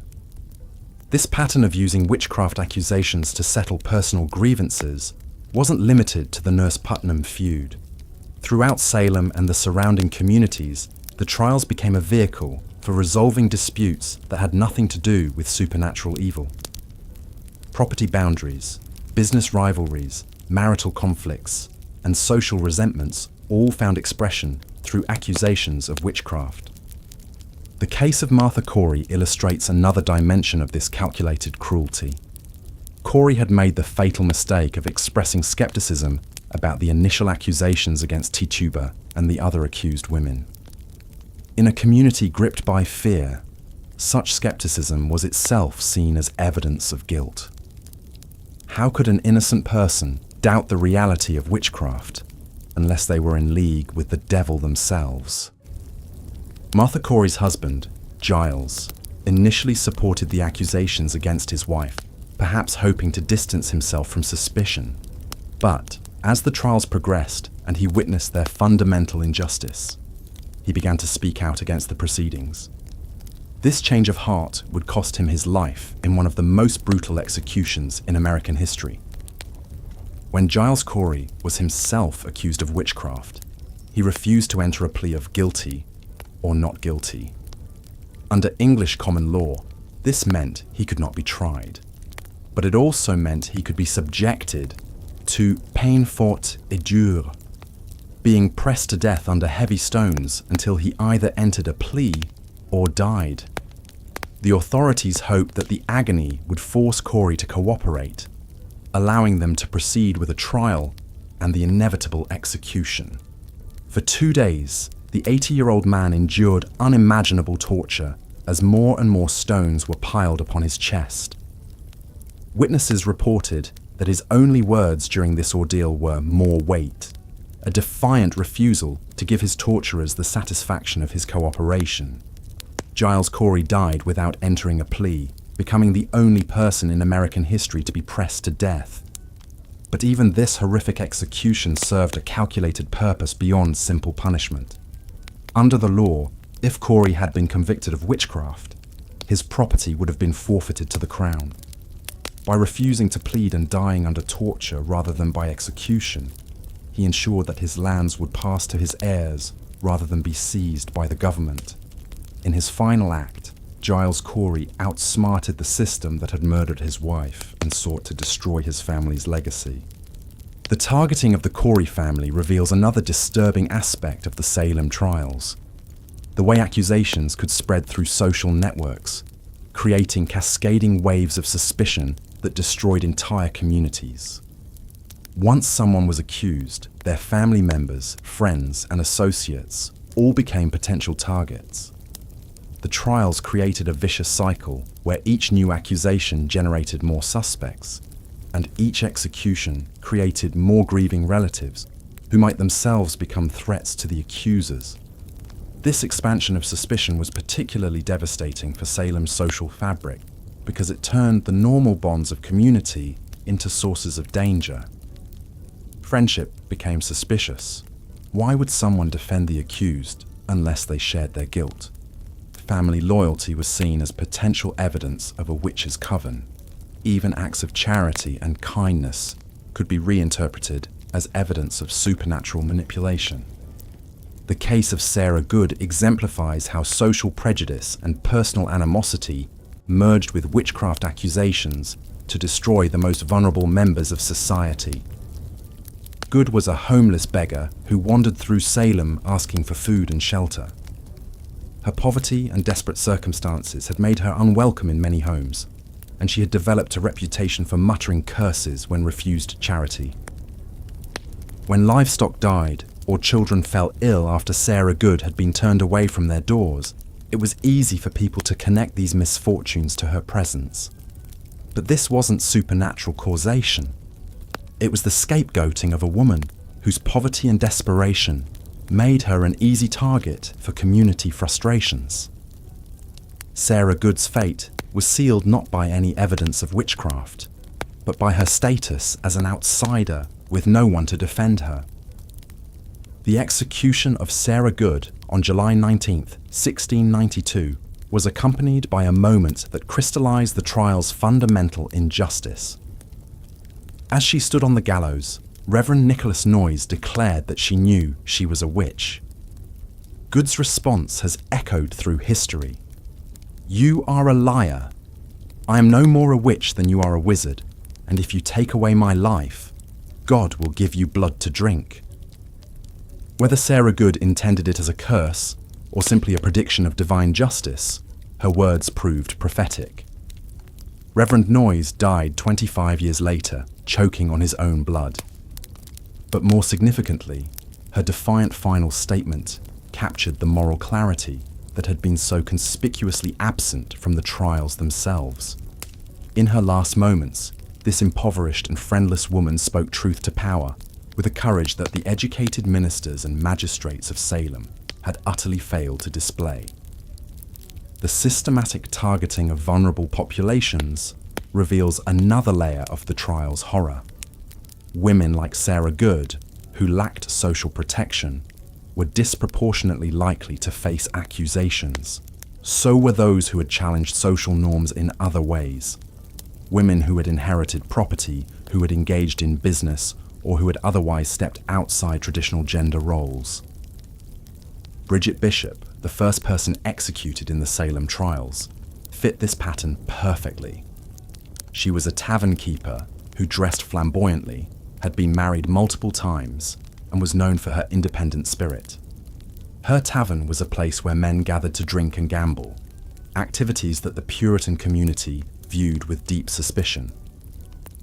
When accusations of witchcraft began flying, Bridget Bishop's unconventional lifestyle made her an obvious target. The speed with which Bishop was tried and executed, just 8 days after the special court of Oyer and Terminer was established, suggests that her fate was predetermined. The authorities needed a quick conviction to establish the court's legitimacy and demonstrate their commitment to rooting out witchcraft. Bishop's reputation and lack of powerful allies made her the perfect first victim. But the targeting of social outsiders was only part of a broader pattern of how the trials reinforced existing power structures while appearing to challenge supernatural evil. The accusations consistently flowed upward from accusers of lower social status to targets of higher status, but they stopped well short of truly challenging the colony's elite. While several prosperous farmers and respected church members were accused, the colonial leadership itself remained largely untouched. This selective application of suspicion reveals the trial's true nature as a tool of social control rather than spiritual purification. The same magistrates who accepted spectral evidence without question when it targeted their social inferiors became suddenly skeptical when accusations began to threaten their own class. When the wife of Governor William Phipps was accused of witchcraft, the governor quickly dissolved the special court and ended the trials. The economic dimensions of the Salem Witch Trials add yet another layer of calculation to what appeared to be spiritual warfare. The seizure of accused witches' property created powerful financial incentives for certain accusations. While the property of executed witches was supposed to be forfeited to the crown, in practice, much of it ended up in the hands of local officials and their allies. The case of Philip English illustrates how economic motives could drive accusations against the wealthy. English was one of Salem's most prosperous merchants, with extensive shipping interests and substantial land holdings. When he and his wife were accused of witchcraft, they fled to New York rather than face trial. In their absence, local authorities seized their property, effectively destroying English's business empire. Years later, when English returned to Salem after the trials had ended, he found his warehouses emptied, his ships sold, and his lands occupied by others. The accusation of witchcraft had provided a convenient legal mechanism for redistributing his wealth to his competitors and rivals. English spent the rest of his life trying to recover his losses through the courts. But the colonial government showed little interest in compensating the victims of its judicial atrocity. The targeting of Philip English also reveals how accusations could be used to eliminate economic competition. Salem was a rapidly growing port town where merchants competed fiercely for trade routes and market share. The witch trials provided an opportunity for unscrupulous competitors to eliminate rivals by questioning their spiritual allegiance rather than competing fairly in the marketplace. This economic warfare through witchcraft accusations was particularly devastating because it was nearly impossible to defend against. How could someone prove they hadn't made a pact with the devil? How could they demonstrate that their business success came from legitimate enterprise rather than supernatural assistance? The burden of proof had been reversed, and innocence became impossible to establish. The psychological manipulation employed during the Salem trials reveals perhaps the most disturbing aspect of this historical atrocity: the deliberate exploitation of human vulnerabilities to manufacture guilt and destroy lives. The accusers, particularly the group of young women whose fits and visions drove the initial panic, demonstrated a sophisticated understanding of how to manipulate both their immediate audience and the broader community. The fits displayed by the accusers followed predictable patterns that maximized their dramatic impact. They would begin with subtle symptoms, feelings of being pinched or pricked, that gradually escalated to violent convulsions, temporary blindness, and apparent attempts at self-harm. These performances were timed to coincide with moments of maximum tension in the courtroom, particularly when the accused attempted to defend themselves. What made these performances so effective was their apparent spontaneity and the genuine distress they appeared to cause the accusers. But careful examination of the historical record reveals a level of coordination and calculation that suggests deliberate deception rather than supernatural affliction. The accusers would often mirror each other's symptoms, create new accusations together, and modify their stories in response to changing circumstances. The case of Mary Warren illustrates how this psychological manipulation could be turned against the accusers themselves when they threatened the larger narrative. Warren was initially one of the primary accusers, but she later recanted her testimony and claimed that the other girls had been lying. When she attempted to tell the truth, she found herself accused of witchcraft by her former allies. Under intense pressure and facing the possibility of execution, Warren was forced to recant her recantation and return to her role as an accuser. But her brief moment of honesty revealed the manufactured nature of the entire enterprise. The fact that the accusers could turn their supernatural afflictions on and off depending on political necessity exposed the fraudulent foundation of the entire proceedings. The psychological pressure applied to the accused was equally calculated and devastating. The interrogation techniques used by the magistrates were designed to break down resistance and force confessions, regardless of guilt or innocence. Accused witches were subjected to hours of relentless questioning, often while physically restrained and deprived of food and sleep. The questions themselves were crafted to create logical traps from which there was no escape. If someone denied being a witch, they were accused of lying and obstinacy. If they confessed, they were required to name accomplices, spreading the web of accusations ever wider. If they remained silent, their silence was taken as evidence of guilt. The interrogation process was designed to produce the desired outcome regardless of the truth. The case of Tituba, the enslaved woman whose initial confession helped launch the Salem Witch Trials, demonstrates how this psychological manipulation could be used to extract detailed false confessions. Under intense pressure and probably physical abuse, Tituba provided elaborate descriptions of her alleged dealings with the devil, complete with details about other witches in the community and their supernatural activities. But Tituba's confession, while it may have saved her life temporarily, also provided the template for all subsequent accusations. Her descriptions of devil worship, spectral attacks, and supernatural meetings became the standard narrative that other accused witches were expected to confirm. Those who deviated from this script or denied their guilt were seen as particularly dangerous and unrepentant. The role of children in the Salem Witch Trials adds another layer of horror to this historical atrocity. Young accusers like 11-year-old Abigail Williams and 9-year-old Ann Putnam Jr. were not just witnesses to the proceedings. They were weaponized by adults who understood how to exploit their youth and apparent innocence to lend credibility to otherwise incredible accusations.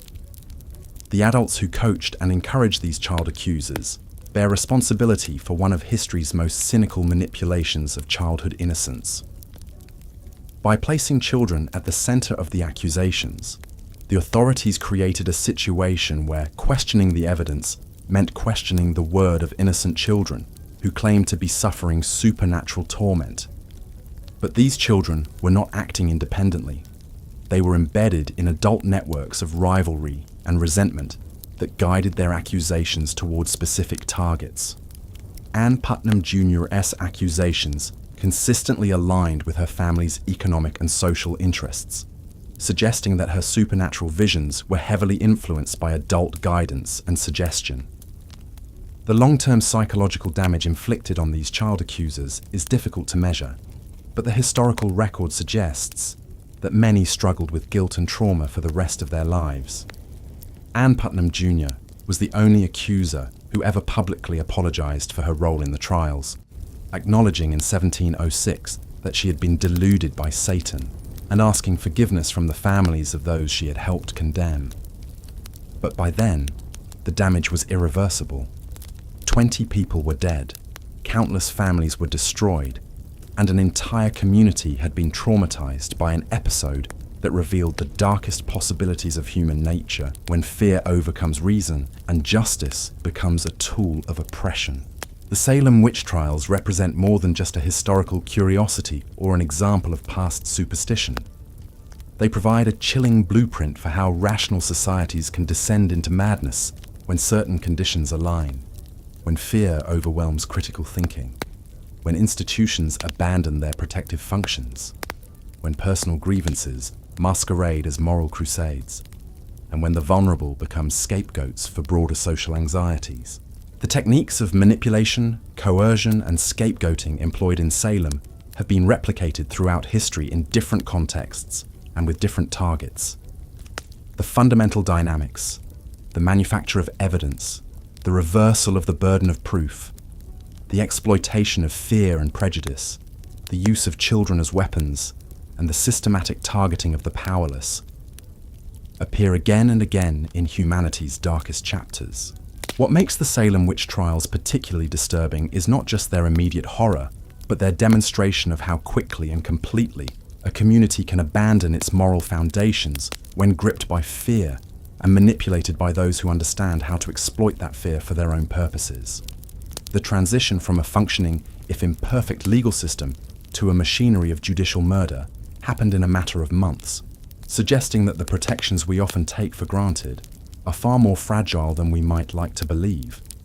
As we reflect on this dark chapter of American history, we must remember that it was not the product of ignorance or primitiveness, but of deliberate choices made by educated people who understood exactly what they were doing. The magistrates who accepted spectral evidence knew it was unreliable. The ministers who encouraged the trials understood they were violating biblical principles of justice. The accusers who pointed fingers at their neighbors were often settling personal scores rather than identifying supernatural threats. The Salem Witch Trials were worse than most people realize, not because of their scale or their brutality, though both were significant, but because of their demonstration that ordinary people in ordinary communities are capable of extraordinary evil when the right conditions emerge. They remind us that the price of justice is eternal vigilance, and that the protection of the innocent requires constant courage from those willing to speak truth to power, even when that truth is unwelcome and dangerous. In our modern world, where fear and division continue to threaten rational discourse and just institutions, the lessons of Salem remain painfully relevant. The techniques of manipulation and scapegoating have evolved, but their essential characteristics remain the same. The only defense against such darkness is an unwavering commitment to evidence-based reasoning, procedural justice, and the protection of the vulnerable, principles that the people of Salem abandoned to their eternal shame and our enduring instruction. The true horror of the Salem Witch Trials lies not in what they tell us about the past, but in what they reveal about the human capacity for self-deception and cruelty when fear is allowed to triumph over justice. They serve as a permanent warning about the fragility of civilization and the constant vigilance required to protect the innocent from those who would exploit fear for their own dark purposes. Here's part 10 of the 12-part script for Boring History. Why the Salem Witch Trials were worse than you thought. What made the Salem Witch Trials truly terrifying wasn't just the individual cases of injustice, or even the systematic breakdown of legal protections. It was how the entire community became complicit in what can only be described as a carefully orchestrated campaign of psychological warfare that turned neighbour against neighbour, parent against child, and husband against wife, in ways that would have lasting effects for generations. The psychological manipulation began long before anyone was accused of witchcraft. The Puritan community in Salem had been primed for paranoia through decades of sermons about Satan's presence in their daily lives. Ministers like Cotton Mather had spent years conditioning the population to see the devil's hand in every misfortune, every unexplained illness, every crop failure. This wasn't accidental. It was a deliberate strategy to maintain social control through fear. Consider how the accusation process actually worked. It wasn't random. The afflicted girls didn't just point fingers willy-nilly. They were coached, encouraged, and rewarded for their performances. Each time they accused someone, they received attention, sympathy, and power they had never experienced before. These were young women in a society that gave them virtually no agency, and suddenly they held the power of life and death over adults. The psychological profiles of the accusers reveal a disturbing pattern. Many came from broken homes, had experienced trauma, or were social outcasts themselves. Mercy Lewis had watched her parents die in an Indian raid. Abigail Williams was an orphan living with her uncle. These weren't malicious masterminds. They were damaged children who had been weaponized by adults with their own agendas. But the most chilling aspect was how the community eagerly participated in the destruction of their neighbors. This wasn't a case of a few bad actors manipulating an innocent population. The Salem Witch Trials succeeded because the community wanted them to succeed. People had grievances, resentments, and jealousies that had been festering for years, and the witch trials provided the perfect opportunity to settle scores while appearing righteous. Take the case of Martha Corey, one of the most devastating examples of how the trials tore families apart. Martha was a church member, known for her piety and good works, but she made one fatal mistake. She expressed skepticism about the witch trials. When her own husband, Giles Corey, was pressed for information about her behavior, he provided testimony that would lead to her execution. Later, when Giles himself was accused, he realized the horror of what he had done, but it was too late. The economic motivations were equally sinister. When someone was accused of witchcraft, their property was often seized. Families could lose everything overnight. This created a perverse incentive structure where accusation became a form of economic warfare. Thomas Putnam, whose daughter was one of the primary accusers, had land disputes with numerous people who were later accused of witchcraft. Coincidence? Hardly. The trials also served as a tool of social engineering.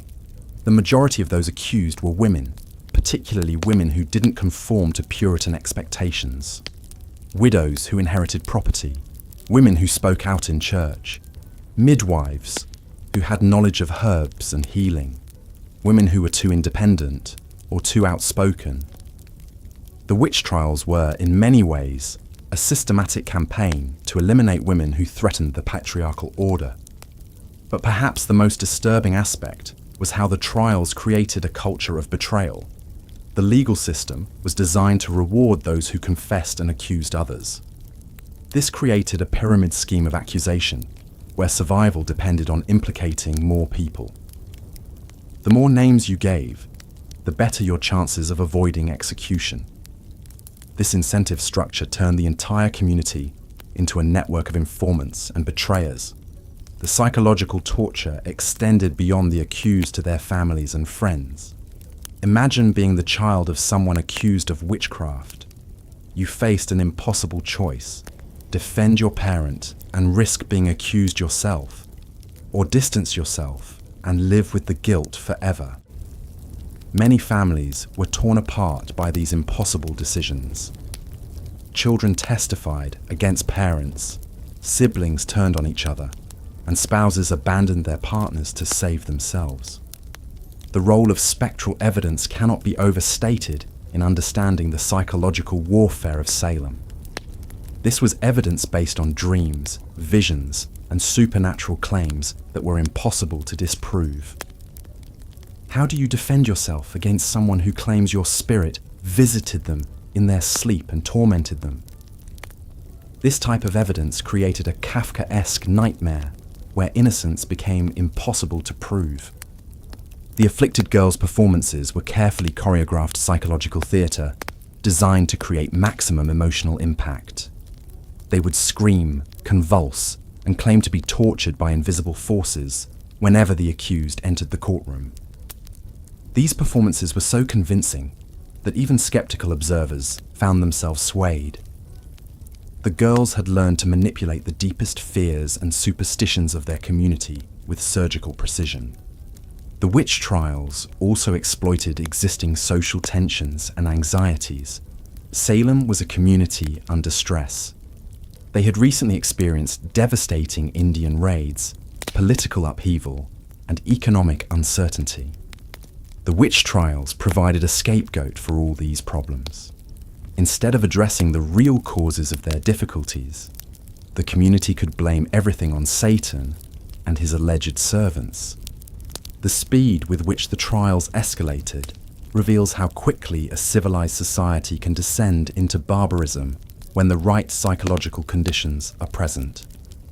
Within months, a small group of accusations had mushroomed into a community-wide hysteria that consumed hundreds of people. This rapid escalation wasn't accidental. It was the result of deliberate decisions by those in power to fan the flames rather than contain them. The interrogation techniques used against the accused were sophisticated forms of psychological torture: sleep deprivation, prolonged questioning, threats against family members, and promises of leniency in exchange for confession.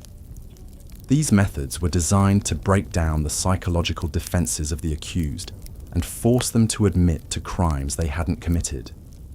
Many confessions were obtained through these coercive tactics. The social dynamics of Salem also played a crucial role in the trial's success. The community was divided into factions, with long-standing disputes over land, church leadership, and social status. The witch trials became a way for one faction to eliminate their opponents while appearing to serve God. The accusations followed predictable patterns that aligned with these existing conflicts. The role of gender in the trials reveals the deeply misogynistic nature of the accusations. Women made up approximately 80% of those accused, and the vast majority of accusers were also female. This wasn't coincidental. In Puritan society, women were seen as more susceptible to Satan's influence and more likely to be tempted by witchcraft. The trials reinforced and amplified existing prejudices against women, particularly those who didn't conform to expected roles. The international context of the Salem Witch Trials is also important to understand. This wasn't an isolated incident, but part of a broader European witch craze that had been sweeping across the continent for centuries. The colonists brought these beliefs and practices with them from Europe, where tens of thousands of people had already been executed for witchcraft. Salem was simply the most extreme manifestation of these beliefs in the New World. The aftermath of the trials reveals the lasting psychological damage inflicted on the community. Families remained divided for generations. The economy was devastated as productive members of society were killed or fled. Trust between neighbors was permanently damaged. The social fabric of Salem was torn apart in ways that took decades to repair, if they ever truly were repaired. What makes the Salem Witch Trials particularly horrifying is how they demonstrate the ease with which ordinary people can be turned into instruments of persecution. The accusers weren't monsters. They were regular members of the community who became caught up in a system that rewarded cruelty and punished compassion. The judges weren't evil overlords. They were respected members of society who allowed their prejudices and fears to override their judgment. The Salem Witch Trials also show how quickly legal protections can be abandoned when fear takes hold. Due process, the presumption of innocence, the right to legal representation, these fundamental principles of justice were cast aside in the name of fighting an imaginary threat.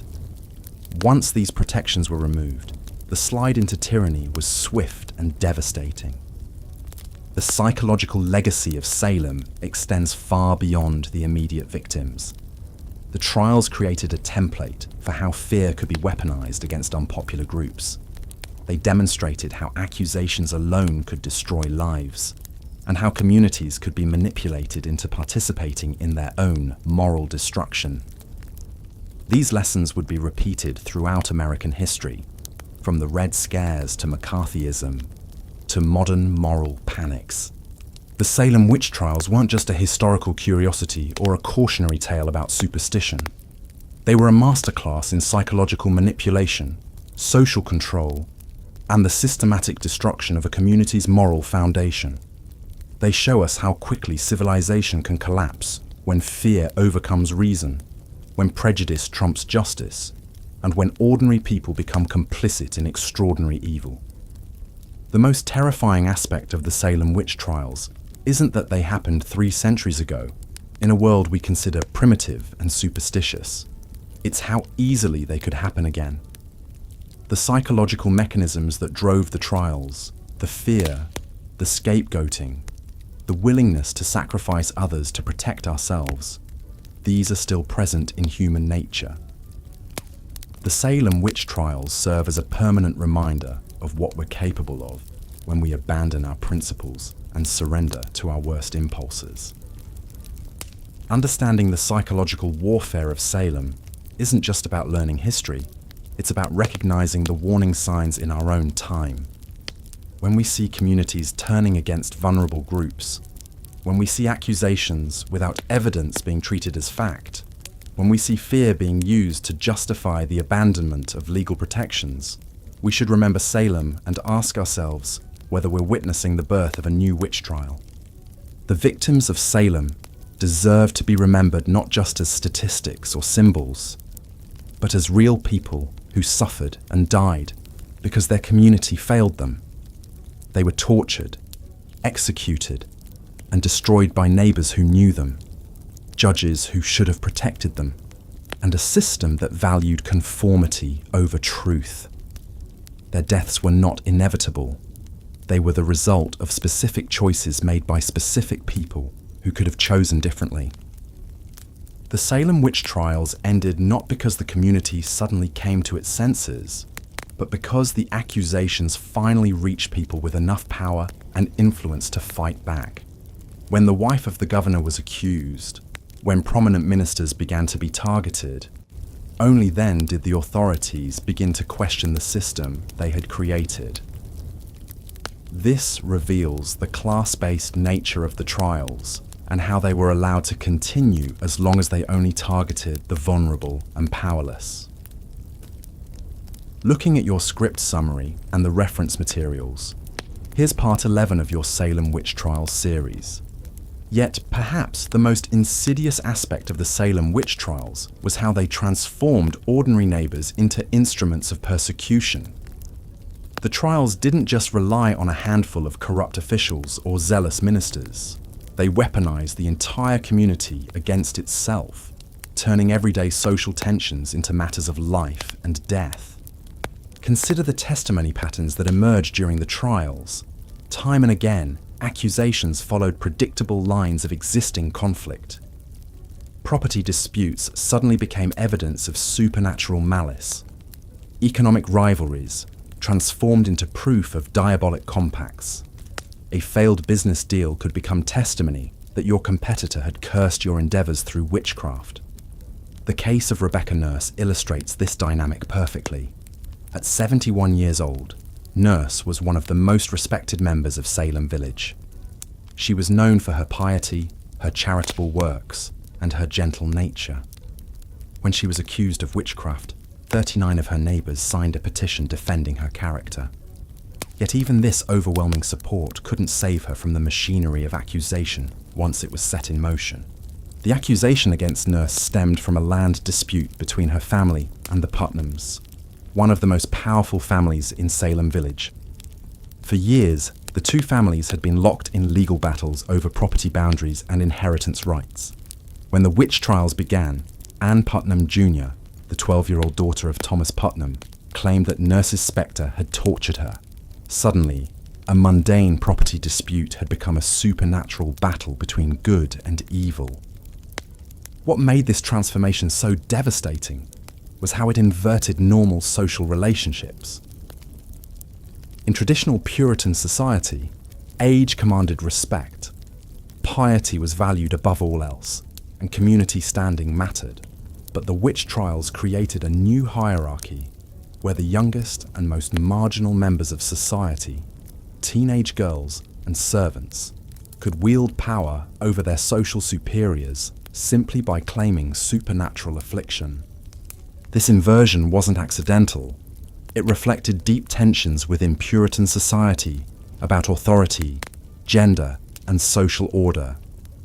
Young women, typically the most powerless members of the community, suddenly found themselves at the center of attention. Their words could determine life and death. Their accusations could topple the most established families. For perhaps the first time in their lives, they possessed real power, and some clearly relished wielding it. The afflicted girls quickly learned to perform their role with increasing sophistication. They developed a repertoire of symptoms that could be deployed on command, falling into fits at precisely the right moments, crying out against specific individuals when tensions reached their peak, even claiming to see invisible spectres that only they could perceive. Their performances became more elaborate and coordinated over time, suggesting a level of conscious manipulation that went far beyond genuine religious hysteria. But the girls weren't operating in a vacuum. They were supported and encouraged by adults who had their own reasons for wanting certain individuals accused. Ministers like Samuel Parris used the trials to consolidate his authority and eliminate his critics. Wealthy families like the Putnams used accusations to settle old scores and acquire property. Even ordinary citizens found that supporting the trials could provide protection from suspicion while offering opportunities to advance their own interests. This created a feedback loop of escalating accusations. As more people were arrested, the pressure mounted on the accused to confess and name accomplices. Those who maintained their innocence faced almost certain death, while those who confessed and implicated others could often save their lives. The system incentivized false confessions and created an ever-expanding web of alleged conspirators. The confession of Tituba, Reverend Parris's slave from Barbados, established this dangerous precedent early in the trials. Facing certain execution if she maintained her innocence, Tituba instead provided exactly what her interrogators wanted to hear: a detailed account of witches' meetings, demonic animals, and supernatural plots against Salem. Her confession not only saved her life, but provided the template that other accused witches would follow. Yet even confession offered no guarantee of safety. The trials had taken on a momentum of their own, driven by fear, greed, and the intoxicating power of accusation. As the circle of suspicion widened, it began to encompass individuals who had previously considered themselves untouchable. When the wife of Governor William Phipps was accused of witchcraft, the governor finally recognized that the trials had spiraled completely out of control.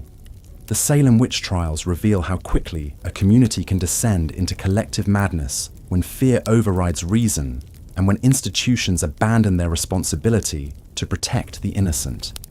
They show us how ordinary people can become complicit in extraordinary evil, not through sudden moral collapse, but through a series of small compromises and rationalizations that gradually erode the foundations of justice and humanity. Most chillingly, they demonstrate how persecution can become self-sustaining, creating its own justification and momentum. Once the trials began, questioning them became dangerous. Defending the accused invited suspicion. The only safe position was enthusiastic support for the proceedings, which in turn legitimized and accelerated the persecution. The true horror of Salem wasn't just that innocent people died, but that an entire community convinced itself that this slaughter was not only justified, but necessary. They transformed murder into righteousness, paranoia into piety, and mob violence into divine justice. In doing so, they created a template for persecution that would echo through history, from the witch hunts of early modern Europe to the ideological purges of the 20th century. The legacy of Salem reminds us that the capacity for such collective delusion lies dormant in every society, waiting for the right combination of fear, authority, and opportunity to awaken it.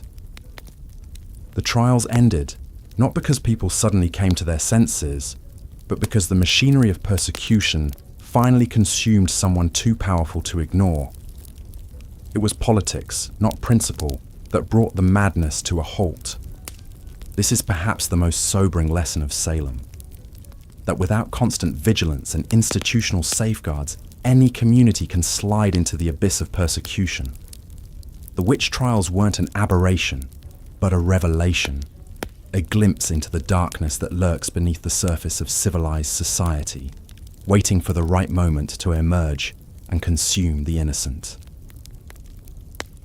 Looking at the script content you've provided and the reference files, I'll continue with part 12 of Boring History. Why the Salem Witch Trials were worse than you thought, in the established tone and style. The reverberations of the Salem Witch Trials extend far beyond the boundaries of 17th century Massachusetts, serving as a chilling reminder of humanity's capacity for collective madness and the terrifying ease with which rational thought can be abandoned in favor of fear-driven hysteria. The events of 1692 and 1693 represent more than just a historical footnote about superstition and injustice. They constitute a blueprint for understanding how civilized societies can rapidly descend into chaos when fundamental principles of justice, evidence, and human dignity are cast aside. What makes Salem particularly disturbing is not merely the scale of the accusations or the tragic death toll, but the systematic nature of the breakdown. This wasn't random violence or spontaneous mob action. It was institutionalized persecution carried out through the very mechanisms designed to protect the innocent. The courts, the clergy, the community leaders, and even ordinary citizens all participated in a machine of destruction that fed on fear and grew stronger with each accusation. The trials revealed how quickly the presumption of innocence could be reversed, how easily the burden of proof could be shifted to the accused, and how readily a community could turn against its most vulnerable members. The psychological manipulation that characterized the Salem trials offers profound insights into the human condition and our susceptibility to mass hysteria.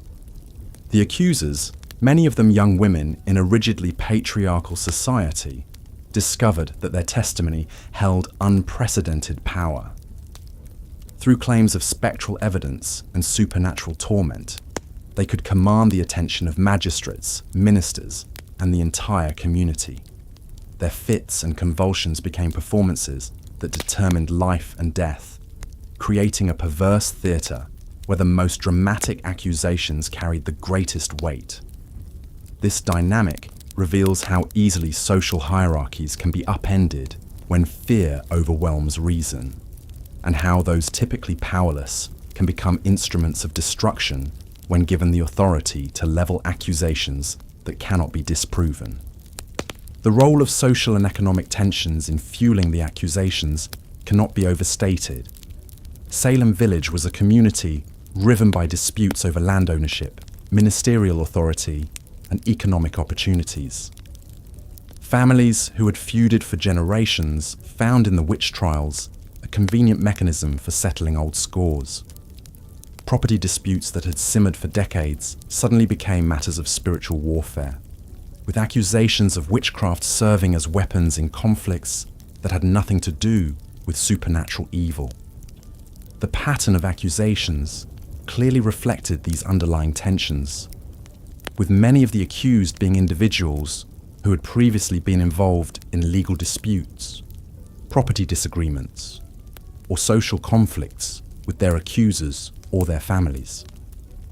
Perhaps most troubling is how the trials exploited and reinforced existing prejudices against women, the elderly, the poor, and social outcasts. The majority of those accused were women, particularly those who didn't conform to Puritan ideals of feminine behavior. Widows who had inherited property, women who spoke out against authority, those who practiced folk healing, or simply individuals who had gained a reputation for being difficult or unconventional found themselves particularly vulnerable to accusations. The trials thus served as a mechanism for enforcing social conformity and punishing those who challenged established norms, using the ultimate sanction, death, to silence dissent and difference. The abandonment of established legal principles during the Salem trials demonstrates how quickly centuries of jurisprudential development can be swept away when fear takes hold. The acceptance of spectral evidence, testimony about dreams, visions, and supernatural encounters, represented a fundamental rejection of empirical standards of proof. Confessions extracted through psychological pressure, physical discomfort, and the promise of leniency were accepted as reliable evidence, despite their obvious unreliability. The normal protections afforded to the accused were systematically dismantled, creating a legal framework designed not to determine guilt or innocence, but to validate predetermined conclusions about supernatural evil. The community's participation in the trials reveals the disturbing power of collective action in amplifying individual prejudices and fears. Neighbors who might have harbored private doubts about their fellow citizens found themselves swept up in a communal effort to identify and eliminate supposed threats. The act of accusation became a form of social participation, a way of demonstrating one's own virtue and orthodoxy by identifying the evil in others. This dynamic created a snowball effect where each new accusation made subsequent accusations more likely. As the community became invested in validating its previous decisions and maintaining the narrative that had justified so much suffering, the economic incentives that drove the trials forward add another layer of cynicism to an already dark chapter. The property of the accused could be seized to pay for their imprisonment and trial costs, creating a perverse financial motivation for prolonging the proceedings. Accusers sometimes benefited directly from the destruction of their targets, inheriting property, or eliminating economic competition. The sheriff and other officials profited from the fees associated with arrests, imprisonments, and executions. This web of economic interests ensured that the trials continued even as doubts began to emerge about their legitimacy and effectiveness. The role of religious authority in legitimizing and perpetuating the trials demonstrates how spiritual leaders can become complicit in persecution when they allow theological certainty to override compassion and critical thinking. Ministers who should have been voices of reason and mercy instead provided biblical justification for the proceedings, interpreting the trials as part of a cosmic battle between good and evil. Their sermons and writings created a theological framework that made questioning the trials tantamount to siding with Satan himself. This religious sanction gave the trials a sacred character that made opposition seem not just foolish but blasphemous. The eventual collapse of the trials occurred not through any sudden outbreak of rationality or compassion, but through the gradual recognition that the accusations had gone too far and were threatening individuals too prominent to be safely destroyed. When the accusations began to reach the wives of ministers and the relatives of magistrates, the community suddenly discovered the importance of standards of evidence and due process. This selective application of justice reveals the fundamentally political nature of the trials and their role in reinforcing rather than challenging existing power structures. The aftermath of Salem was marked by a complex mixture of acknowledgement and denial that continues to characterize how societies deal with episodes of collective wrongdoing. While some participants eventually expressed remorse and sought forgiveness, many others remained silent or attempted to justify their actions. The community's efforts to move past the trials often involved minimizing their significance or portraying them as an unfortunate but understandable response to extraordinary circumstances. This pattern of partial acknowledgement and defensive rationalization would be repeated in numerous subsequent episodes of mass persecution and injustice. The lessons of Salem extend far beyond the specific context of 17th century New England witch trials.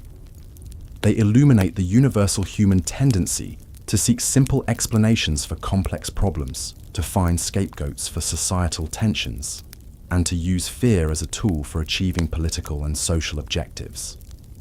The trials demonstrate how quickly civilized societies can abandon their most cherished principles when confronted with perceived threats, and how easily the machinery of justice can be turned into an instrument of oppression. The relevance of Salem to contemporary society is both obvious and unsettling.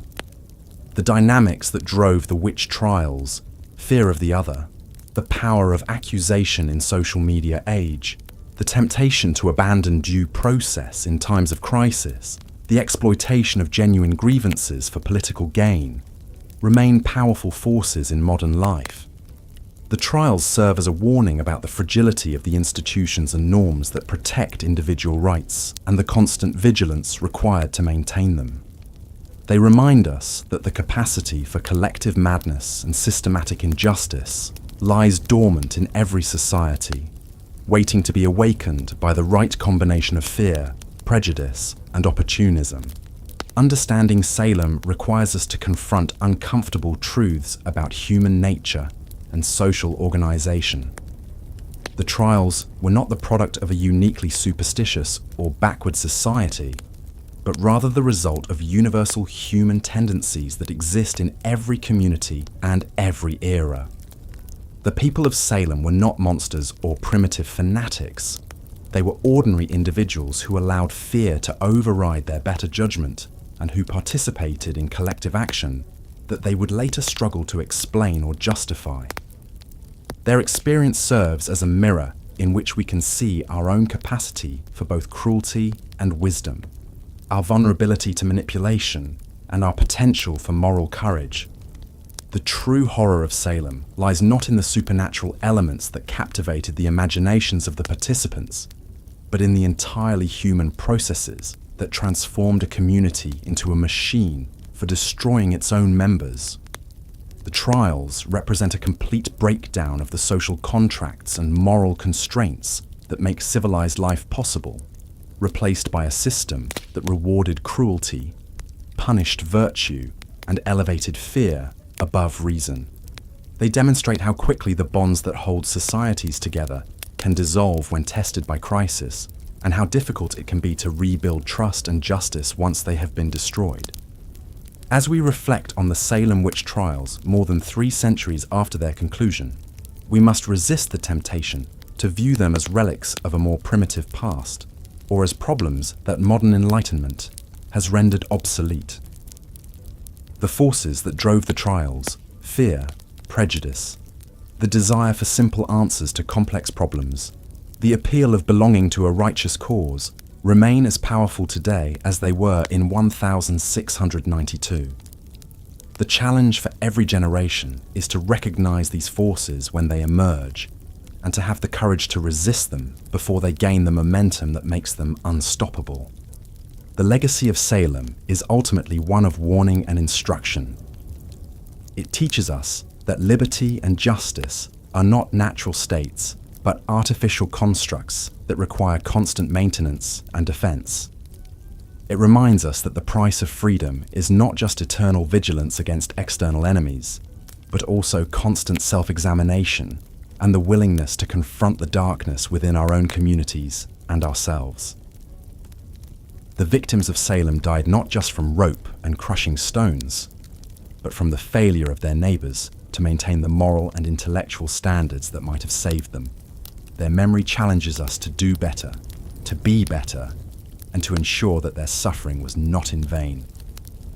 In the end, the Salem Witch Trials stand as a testament to both the worst and best of human nature. They reveal our capacity for cruelty, our susceptibility to delusion, and our tendency to destroy what we should protect. But they also demonstrate the power of individual conscience, the possibility of redemption, and the ultimate triumph of truth over falsehood. The trials ended not because evil was defeated or good triumphed, but because enough people finally found the courage to say that the emperor had no clothes, that the accusations were false, and that the community had lost its way.